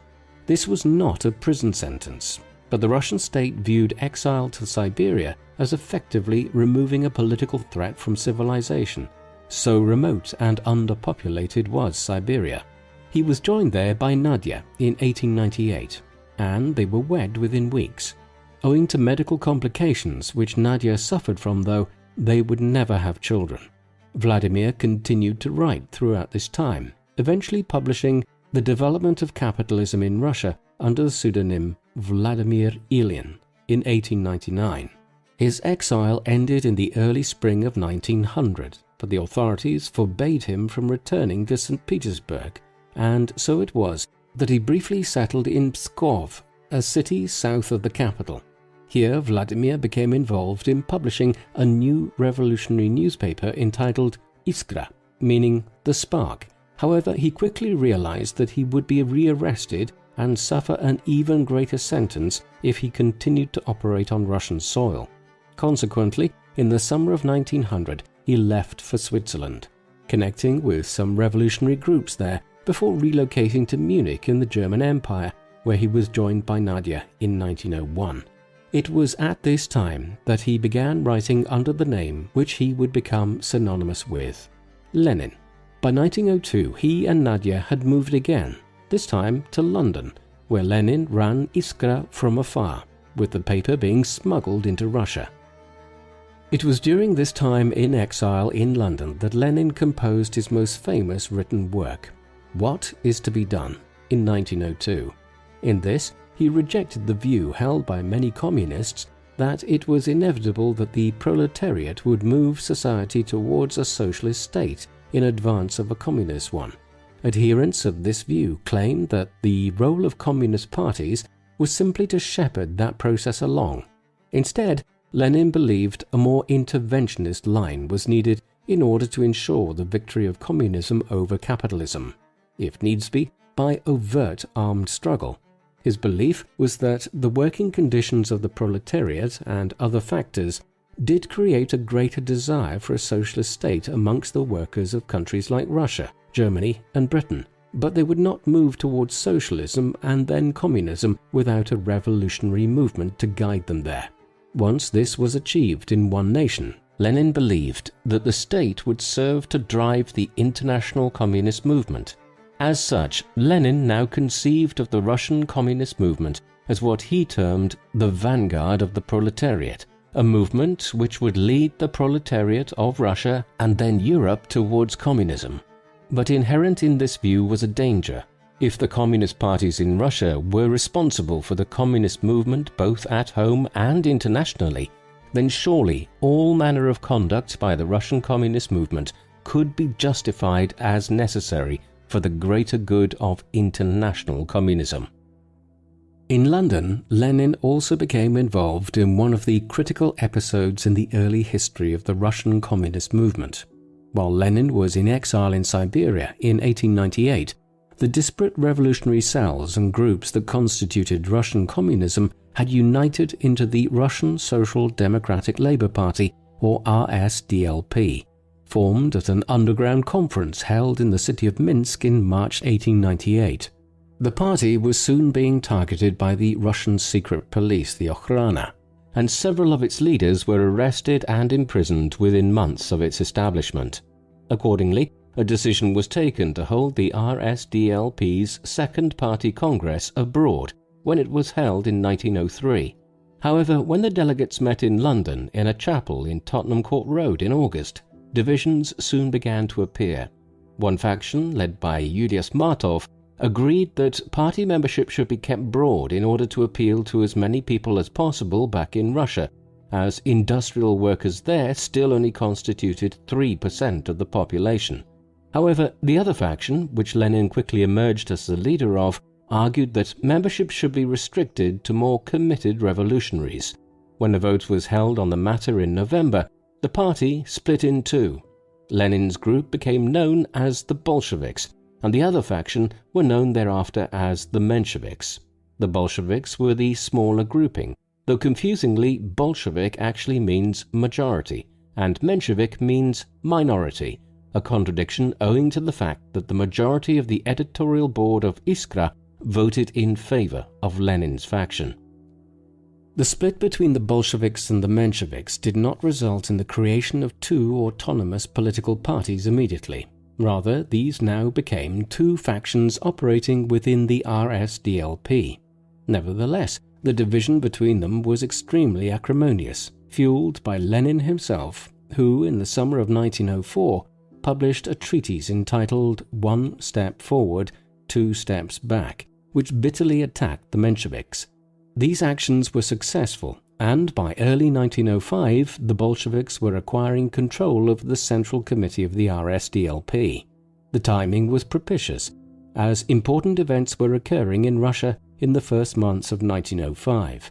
On the 22nd of January that year, a procession of several thousand unarmed workers marched on the Tsar's Winter Palace in St. Petersburg to peacefully present a petition for an improvement of workers' rights in Russian factories.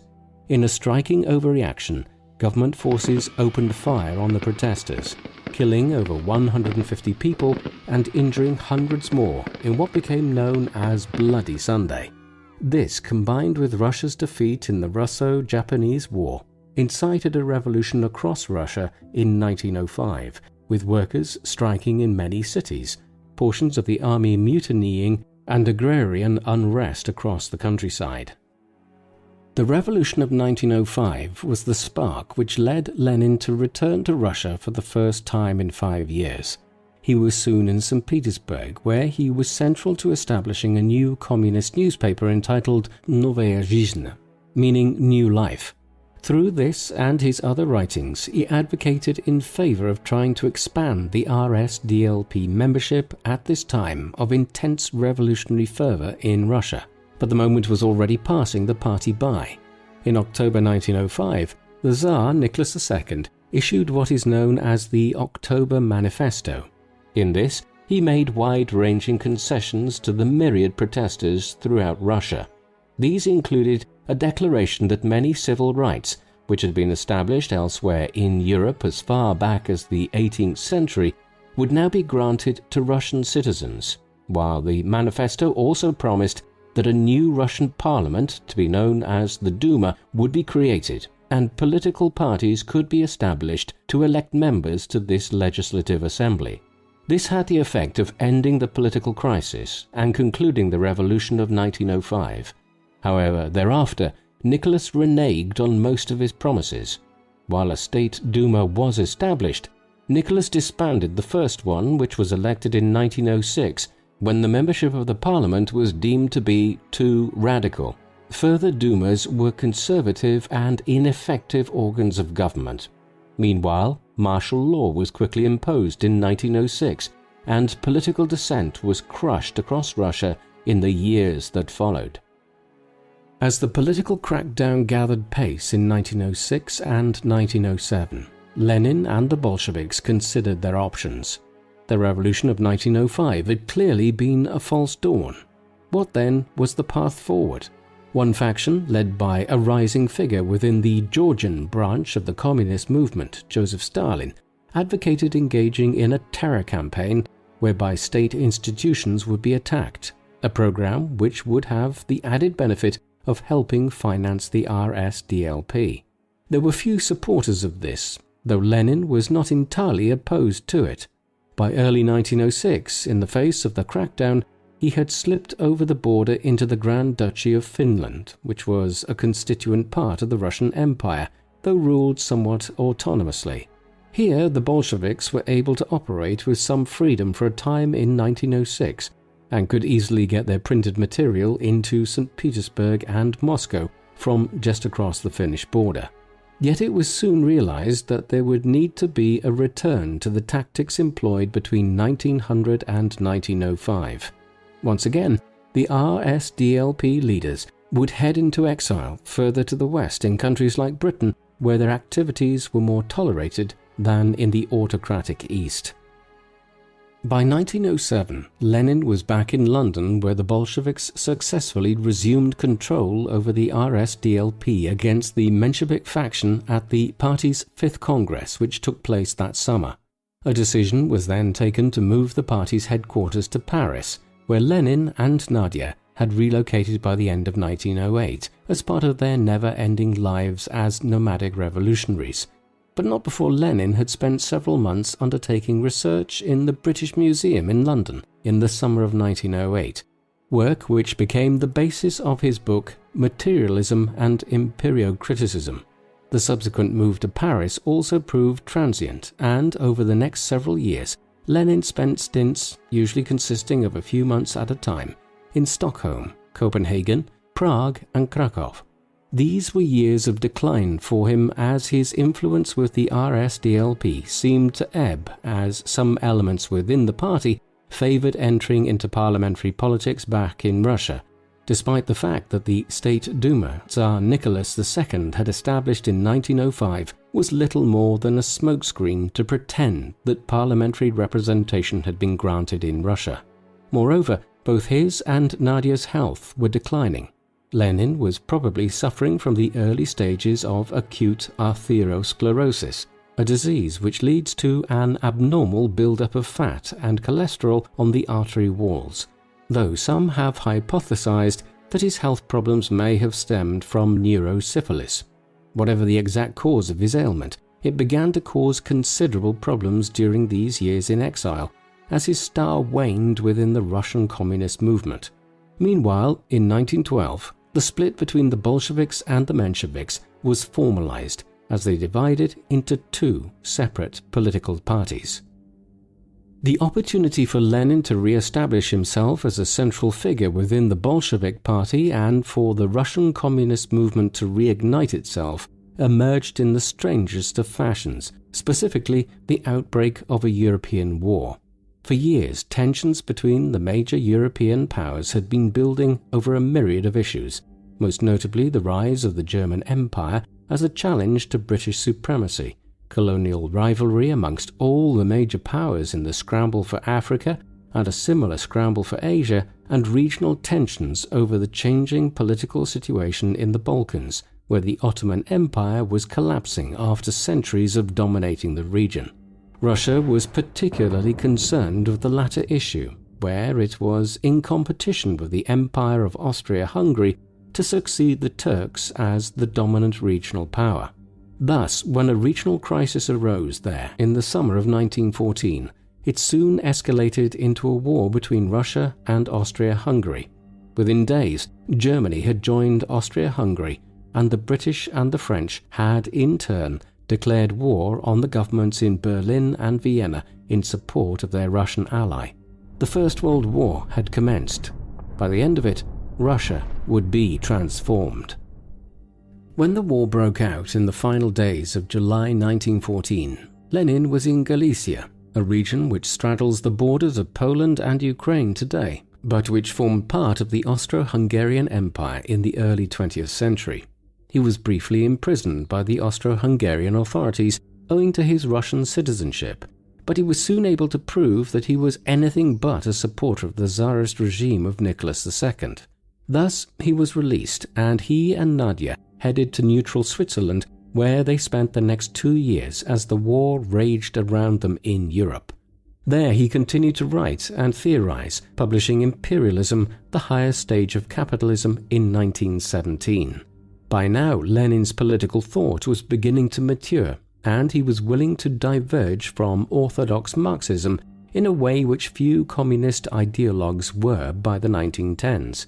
In particular, he rejected Marx's idea that every society had to gradually transition from autocracy in the shape of kings and emperors to a bourgeois democracy governed by the middle and upper classes before it could transition to a socialist revolution and then communism. Lenin, always with an eye to the situation in Russia, where no bourgeois democracy could be said to have yet emerged, theorized in Switzerland in the mid-1910s that it was possible for a state to move straight from autocracy to a socialist revolution, effectively skipping the development of a bourgeois democracy. Such an experiment would soon be attempted in Russia. As Lenin's political thought was evolving in the peaceful Alpine region, Russia's war effort was proceeding dismally. The Russian army was poorly commanded and badly trained, and in the German Imperial Army on the Eastern Front, it faced the most effective military in the world. Matters were compounded when Tsar Nicholas II decided to take command of the army himself. 1916 actually saw Russian gains, most notably through the Brusilov offensive, which resulted in the capture of extensive territory in Poland, while Romania's entry into the war on the side of Britain, France and Russia also aided the Russian war effort in the Balkans. However, by the end of the year, food shortages and social unrest were escalating within Russia itself as the war crippled supply lines and caused scarcity everywhere. Disaffection at the Tsarist government was also running at an all-time high, owing to concerns about the influence over the imperial family of Grigory Rasputin, a mystic and self-proclaimed holy man. Eventually, this spilled over on the 23rd of February 1917 into mass protests in St. Petersburg, which had been renamed Petrograd in 1914, and then other Russian cities. Over the next week, the Tsarist government gradually lost control of the country, and by early March it was clear that the military was no longer willing to intervene in a decisive way to save Nicholas II. With his family surrounded in Petrograd and himself surrounded by hostile troops as he attempted to make his way back to the capital from the Eastern Front, the Tsar eventually took the advice of the army chiefs and several senior members of the Duma and abdicated the throne on the 3rd of March 1917. The brief February Revolution had brought the Romanov dynasty to an end after 300 years of ruling Russia. In Switzerland, Lenin was soon abreast of what was occurring back home. Within days, he was preparing to return to Russia again after many more years in exile. His power within the Bolshevik movement had revived during the war, owing to his stance that the communist movement should refuse to play any role in the conflict, instead lambasting it as a clash of capitalist and imperialist regimes. He was facilitated in his efforts to head back to Russia by the German government, who provided a sealed train to him and a few dozen other Russian dissidents to travel from the Swiss-German border to the North Sea, the belief being that Lenin would serve to destabilize Russia's politics and potentially aid the German war effort on the Eastern Front. By March, the company had reached the Baltic Sea, where they headed by ferry to neutral Sweden, and then onwards by land north through Sweden and into Finland. Along the way they received updates of developments in Petrograd, where the State Duma had formed a provisional government, one which looked set to be dominated by a mix of centrist revolutionaries and the liberal aristocracy. But this new regime had immediately run into trouble as the Russian lines on the Eastern Front literally collapsed in the face of mounting desertions and a lack of leadership. Thus, when Lenin's train pulled into Petrograd on the 16th of April 1917, the new regime was already experiencing difficulties. He immediately set to work bolstering the Bolshevik cause, addressing large rallies of proletarian workers in the city in the late spring and early summer, as well as distributing the April Thesis, which he had written on his journey back to Russia, and which called for a new government based around workers' councils called Soviets. Tensions built in the weeks that followed, culminating in mid-July, a period which has become known as the July Days, and during which workers and soldiers engaged in violent demonstrations against the government, fueled by Bolshevik agitation. In the aftermath of the July Days, the provisional government moved to suppress the Bolsheviks, and Lenin and many of his followers fled over the border to the semi-autonomous Grand Duchy of Finland. Other senior members of the party, such as Leon Trotsky, an emerging theorist and organizer, were arrested in Petrograd. From Helsinki in the early autumn of 1917, Lenin and his followers began plotting a new counter-revolution in Russia to overthrow the provisional government. They were not alone, and elements within the Russian army and navy were plotting similar initiatives against the provisional government, which was effectively living on borrowed time owing to poor handling of the war and failure to stabilize the domestic situation.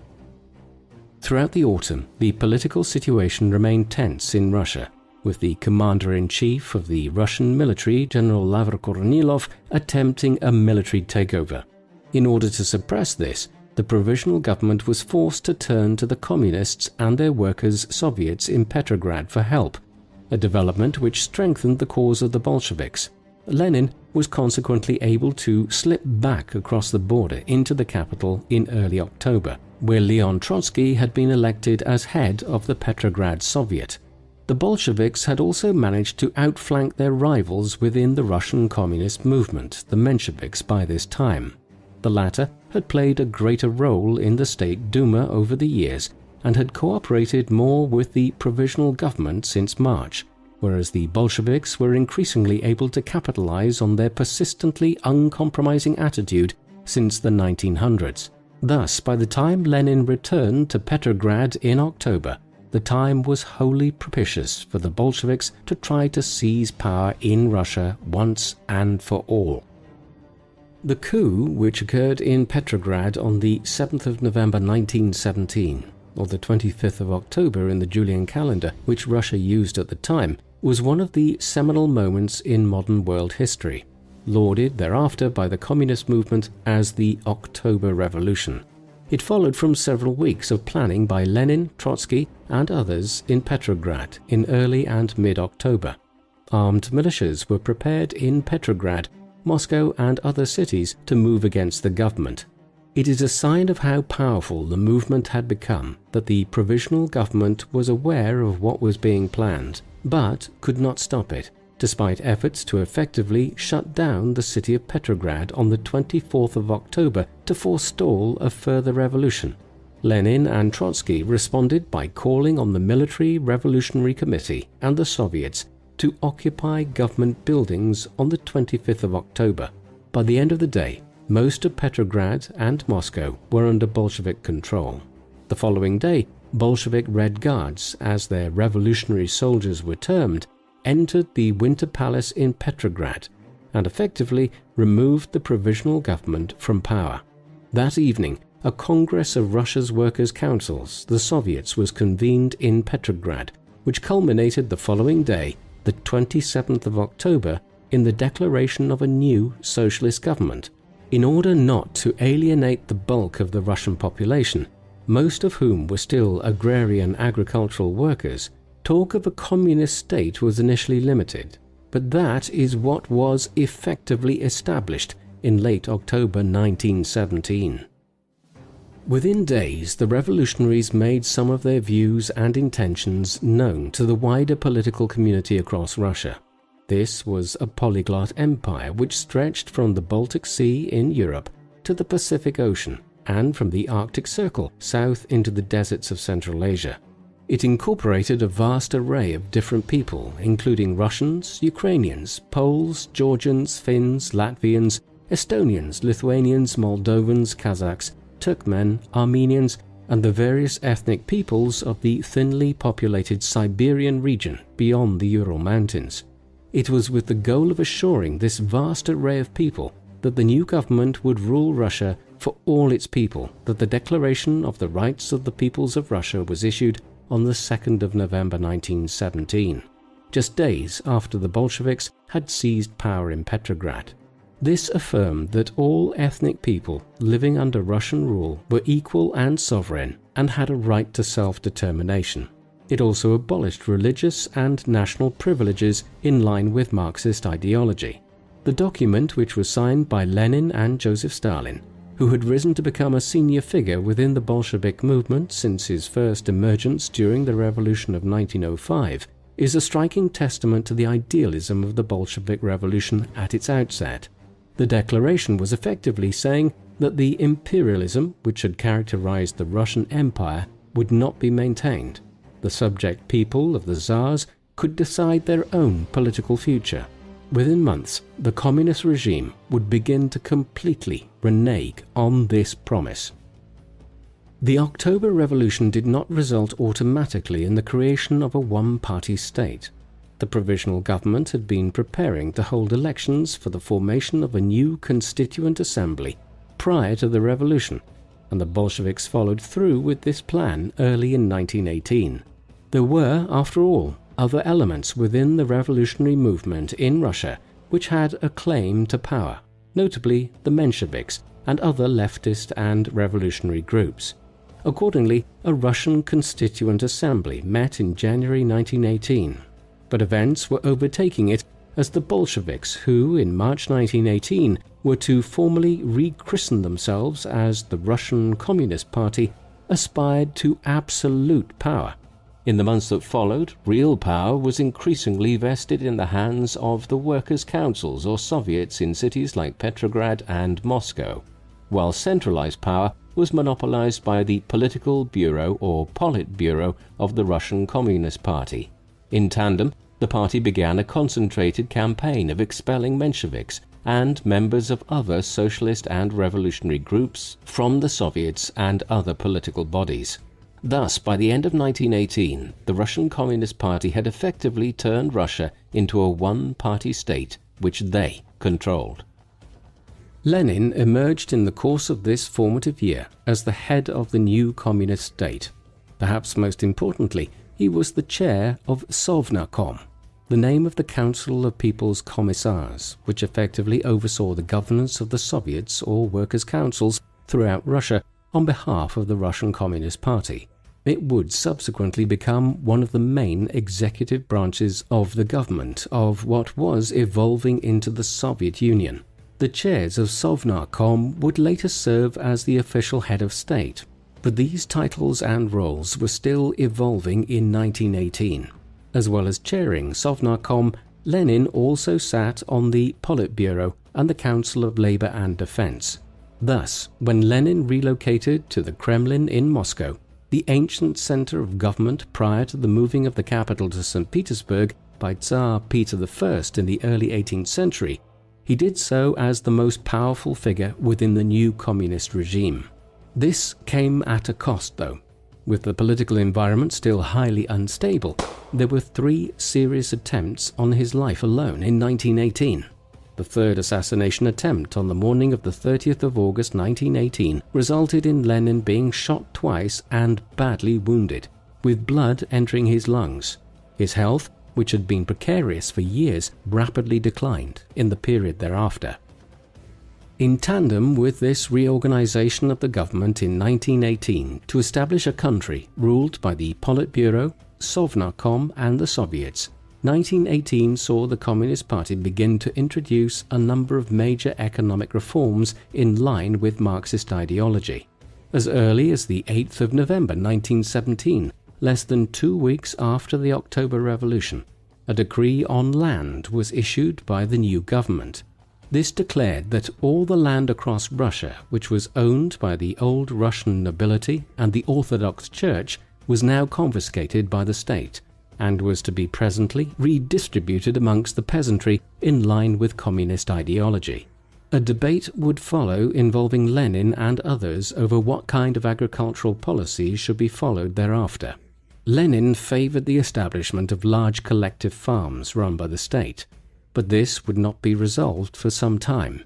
In the cities, major industries and factories were also brought under state ownership, and the new ownership structure effectively handed control of them over to the Soviets. New rules were introduced to reform the labor laws as well. For instance, the working day was limited to 8 hours a day, a highly liberal decision given that workers across Europe in many countries like Britain and Germany had been agitating for decades to have the working day gradually reduced from as much as 14 or 12 hours a day.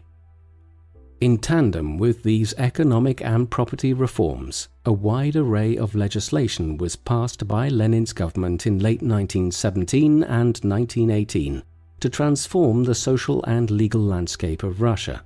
For instance, communist ideology rejected religion. Accordingly, in January 1918, the new government decreed the immediate separation of church and state at a time when organized Christian churches across Europe still had a major influence over education and other social matters. In tandem, the new communist state stepped into the breach and began providing free education to all. In a country like Russia, where only a very small proportion of the population were in receipt of a comprehensive education in the early 20th century, this was a major development, and a campaign to begin tackling widespread illiteracy was also initiated.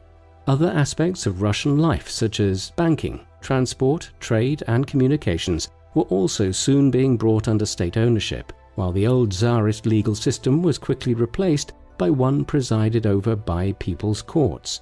This differed from most judicial systems across Europe, and the common law courts of Britain in particular, as they were presided over by a mix of a judge and 2 people's assessors. The latter were like jurors in the common law system, but with greater powers, which included the right of decision in cases in cooperation with the judge. Of course, beyond these economic and social reforms, there was still a war to be dealt with. 1917 had been a terrible year for the Russian war effort on the Eastern Front. In the course of it, mass desertion and the unwillingness of many Russian military commanders to fight first for the Tsarist regime and then for the provisional government following the February Revolution had seen the German Empire advance along a wide front stretching from the Baltic Sea southeast through Poland and Ukraine. Lenin's government quickly accepted that it could not hope to extricate Russia from the conflict without the loss of territory, and so it entered into negotiations almost immediately with Berlin, with a view to terminating Russian involvement in what Lenin had always lambasted as a capitalist imperialist conflict. Accordingly, on the 3rd of March 1918, just 4 months after the October Revolution, Russia and the Central Powers led by Germany signed the Treaty of Brest-Litovsk. Under the terms of the agreement, Russia effectively renounced control over all its territories in the Baltic States region, Poland and Ukraine. Germany annexed much of the Russian territory in Poland, while the Baltic states of Latvia, Lithuania and Estonia were made into independent German vassal states. A new Ukrainian state acquired its independence, as did Finland. Further to the southeast, Russia also ceded some territory to Germany's ally, the Ottoman Empire. This was an incredibly punitive peace agreement, one which stripped Russia of a vast amount of its prime agricultural land and industrial cities, as well as some of the most densely populated areas of the Russian Empire. But in agreeing to it, the nascent communist state extricated itself from the war with Germany in order to concentrate on consolidating its control over Russia. Lenin's government desperately needed peace with Germany and the other Central Powers in the spring of 1918, for the revolution which they had initiated in October 1917 had not been accepted by a great many elements within Russia, and civil war was developing across the nation. The primary enemy of the new regime were known as the White Army, in contrast to the Red Army of the Soviet regime. But in reality, The Whites were a very broad array of counter-revolutionaries who were unwilling to accept the new regime. They included large segments of the old Russian aristocracy and the Orthodox Church, both of which overnight had found themselves stripped of the great wealth and power which they had enjoyed in Russia for centuries. Other elements amongst the Whites included fractious elements within the Russian army and navy who were unwilling to accept the communist takeover, as well as other centrists and leftists who gravitated towards the counter-revolution once it became clear that the Bolsheviks were going to monopolize power and that there would be no form of democratic communism in Lenin's Russia. By the spring and summer of 1918, significant parts of Russia had fallen into the hands of this unorthodox alliance of anti-Bolsheviks. The early stages of the Russian Civil War were difficult for Lenin's government. This was owing to events elsewhere. By the late autumn of 1918, the First World War was winding down as Germany and the Austro-Hungarian Empire began to collapse internally. The war eventually came to an end on the 11th of November 1918, when Germany surrendered.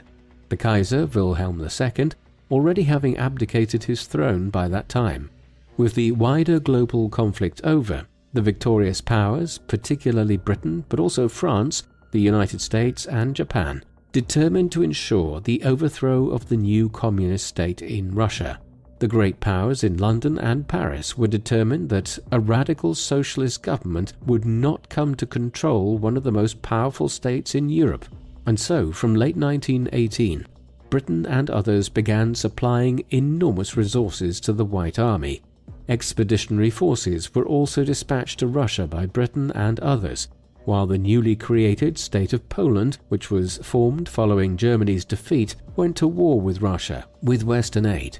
As this occurred, the early stages of the Civil War in 1918 and 1919 were very difficult for Lenin's government, and it seemed for some time that the new regime might not survive long. The immense emergency which confronted the fledgling Soviet state in 1918 and 1919 must be borne in mind when assessing the early development of that same state.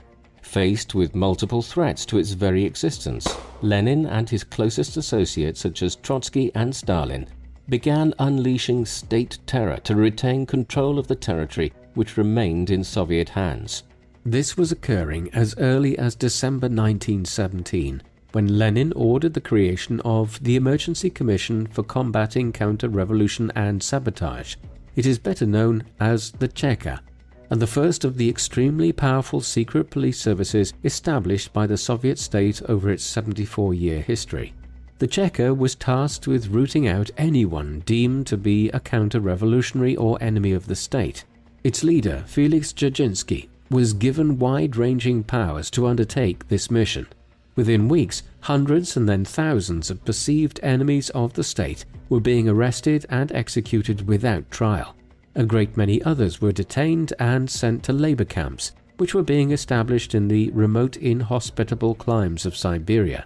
Lenin tried to distance himself from what became known as the Red Terror, but there is no denying that he was the head of the Soviet state during a time when the worst elements of the Tsarist regime were revived in order to create the architecture of a security state which would broadly define Soviet Russia for the next 7 decades.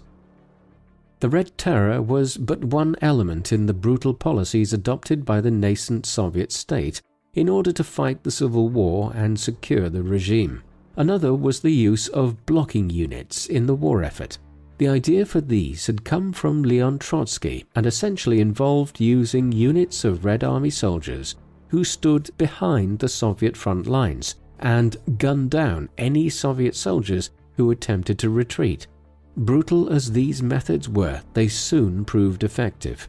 The war effort reached a low ebb in the summer and autumn of 1918, as a British and French expeditionary force landed at Arkhangelsk on the White Sea before the war against Germany had even been concluded. A legion of Czech and Slovak soldiers which had penetrated deep into Russia seized the city of Kazan, and Vladivostok, the main port in the east, was attacked by the Japanese. Thereafter, Trotsky mobilized the Red Army in an effective manner. Kazan was retaken in September 1918, and Samara followed in October. However, these efforts were offset when newly independent Poland declared war in November.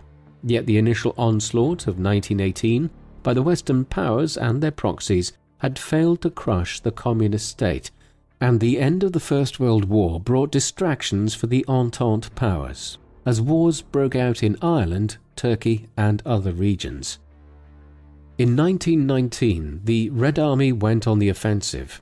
In early February, Kiev fell as the Communists began reasserting the control over Ukraine, which they had lost with the Treaty of Brest-Litovsk. By April, the British, French, and American troops in Ukraine were forced to pull out of the region, as the port of Odessa fell to the Russians and communist control of Ukraine was established. In August, the British and French expeditionary forces around Arkhangelsk and Murmansk in the north by the White Sea were evacuated. Thereafter, the Western powers were largely reduced to fighting the Soviets indirectly through their proxies in the White Army, Poland, and some of Russia's other neighbors, though a token American and Japanese presence was maintained in the far east of the country. Meanwhile, the war in the West now concentrated largely on Russia's clash with Poland. At first, the Poles made major advances, seizing Kiev early in 1920, but after a Soviet counteroffensive threatened Warsaw, an armistice was agreed in the autumn. Thus, by the end of 1920, the Russian Civil War had largely been won by Lenin's regime, though mopping up operations continued in many locations until the recapture of the port of Vladivostok in October 1922 brought the war to an end. Lenin had left the leadership of the Red Army during the Civil War to others, most notably Trotsky. Instead, he had spent the late 1910s formulating a new approach to international socialism and communism. This was in response to calls by the British Labour Party in 1918 for a new international conference of socialist parties to be called the Labour and Socialist International. But the Russian leader had become disillusioned with the more moderate socialist movements which prevailed in Western Europe during his years in exile, and was committed to establishing a new international socialist movement which would be led by Soviet Russia. Accordingly, in March 1919, the first Congress of the Communist International was held in Moscow, better known as the Comintern. There was much optimism at this about the possibility of a world revolution of socialism, given that communist revolutions had occurred in Germany and Hungary in the weeks preceding the first Comintern. But these were soon suppressed, and in his later years, Lenin must have been aware that no immediate overthrow of the international capitalist system would occur. Nevertheless, the establishment of the Comintern was extremely significant, as in years to come it would serve as a major instrument of international communism led by the Soviet Union. One final policy of the Soviet regime under Lenin warrants attention. In the spring of 1921, as the Civil War was winding down, the Soviet leader promulgated the new economic policy. This represented something of a change of course for Lenin, who was always a staunch ideological Marxist. It may have surprised many then when he outlined plans for a new economic system which would allow the capitalist free market to continue operating on a limited basis in Russia for the foreseeable future. It was declared that Russians could also own small amounts of land and businesses, though major industry and large agricultural estates remained under state ownership. The purpose of the new economic policy was to stabilize the Russian economy in the aftermath of the war and introduce some growth into the system at a time when the worst famine since that of 1891 and 1892 had spread across the country. Ultimately, the new economic policy resulted in a major boost to the Russian economy as it exited the war, and pointed towards the benefits of at least allowing a limited amount of private ownership and free trade to continue. Yet the new economic policy would be gradually abandoned in the course of the 1920s as the process of state management of industry and farm collectivization intensified. The about-face in the early 1920s to adopt the new economic policy, of course, raises questions as to how we should perceive Lenin's political thought overall. After all, this was something of a new departure from classical Marxism. But then, Lenin had been willing to depart from the 19th century German political theorists' writings for some time, to the extent that Leninism became its own brand of communist thought by the 1920s, one which continued to influence communist regimes globally throughout the remainder of the 20th century. Essentially, Leninism's core idea was that a socialist revolution need not be preceded by the development of a bourgeois democracy and capitalist system, one which created a large urban proletariat which would implement the socialist revolution and then create a communist state in due course. Instead, Lenin espoused the idea of a dictatorship of the proletariat, no matter how small it might be in a given state, and that this vanguard party of the proletariat would then lead the rest of society towards socialism and communism. This was an important development. Marx would have scoffed at the idea of communism developing in countries like China, Mongolia, or Angola, where there was little industrialization, let alone a large urban proletariat. But Leninism, with its message of a small vanguard of the proletariat leading any nation to communism, would have a profound impact on the 20th century. Lenin, though, would not live to see any of this.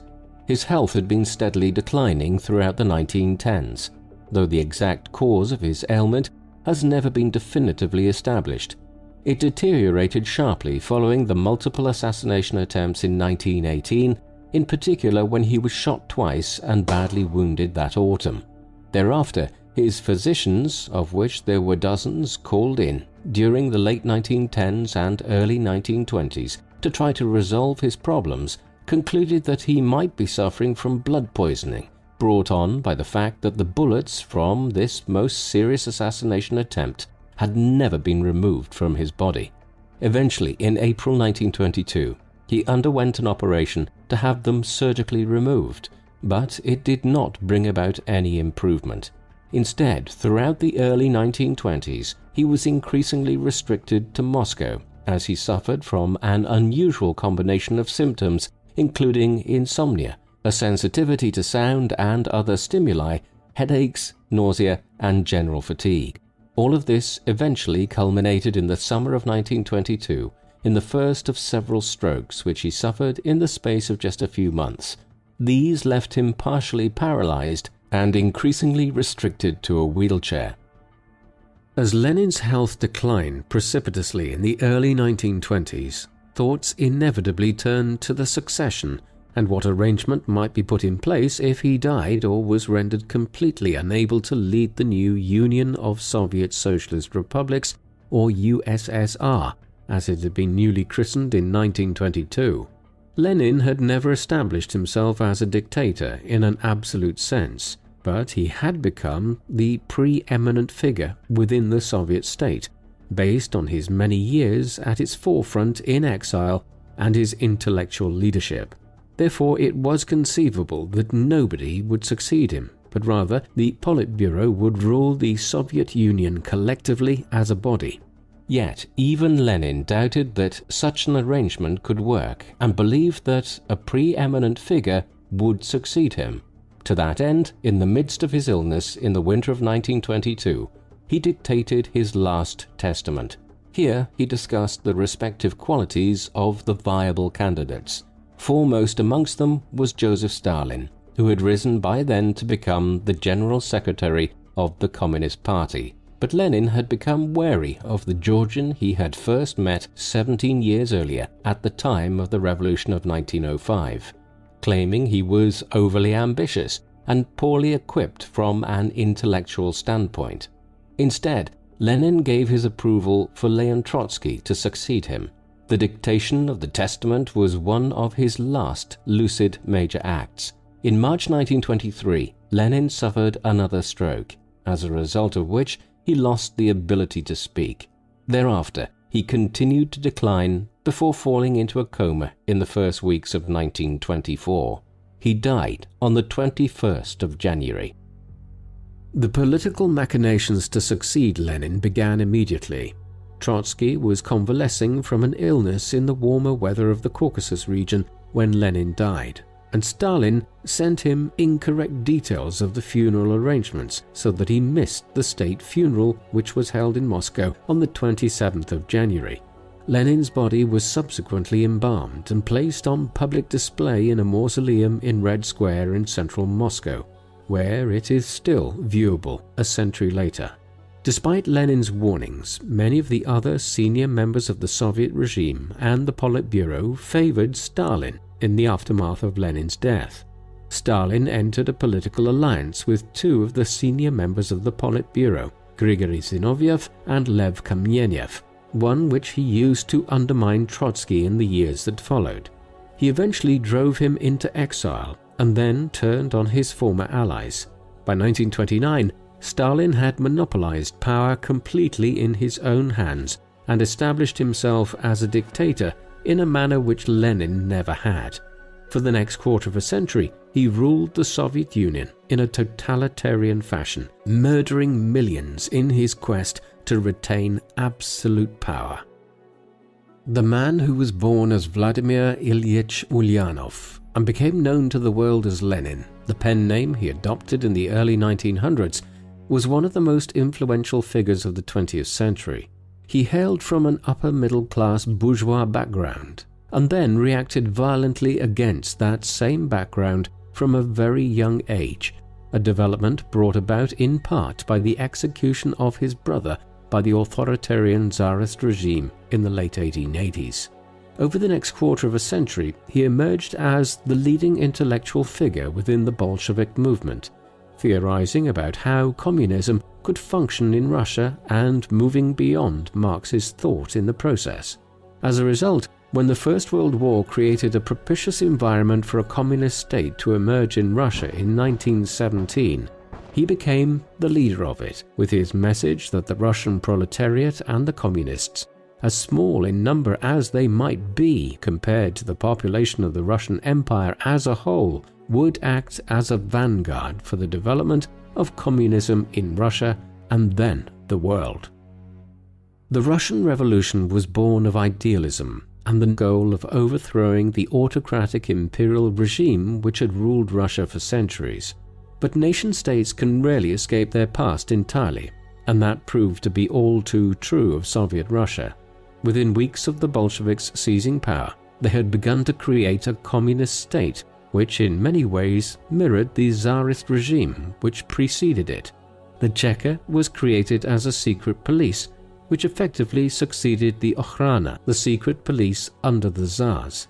Political dissidents were soon being sent off to labor camps and exile in Siberia, much as they had been in imperial times, and the possibility of a democratic legislative assembly being established within a new communist state was quickly dashed as a dictatorship of the Soviets and the Politburo was created, with Lenin at its summit. This soon drew withering criticism from other communist leaders elsewhere in Europe and Russia, notably Rosa Luxemburg, the leader of the German Revolution, and Peter Kropotkin, the intellectual forefather of Bolshevism. In saying this, it should be noted that Lenin was not Joseph Stalin, but the state which he more than anybody else brought into being in the late 1910s and early 1920s was a highly totalitarian one which allowed for Stalin's rise. What do you think of Lenin? If he had lived long enough, would a more benign Soviet Union have emerged, or might he ultimately have become as oppressive and totalitarian as Stalin subsequently became? Please let us know in the comment section, and in the meantime, thank you very much for watching.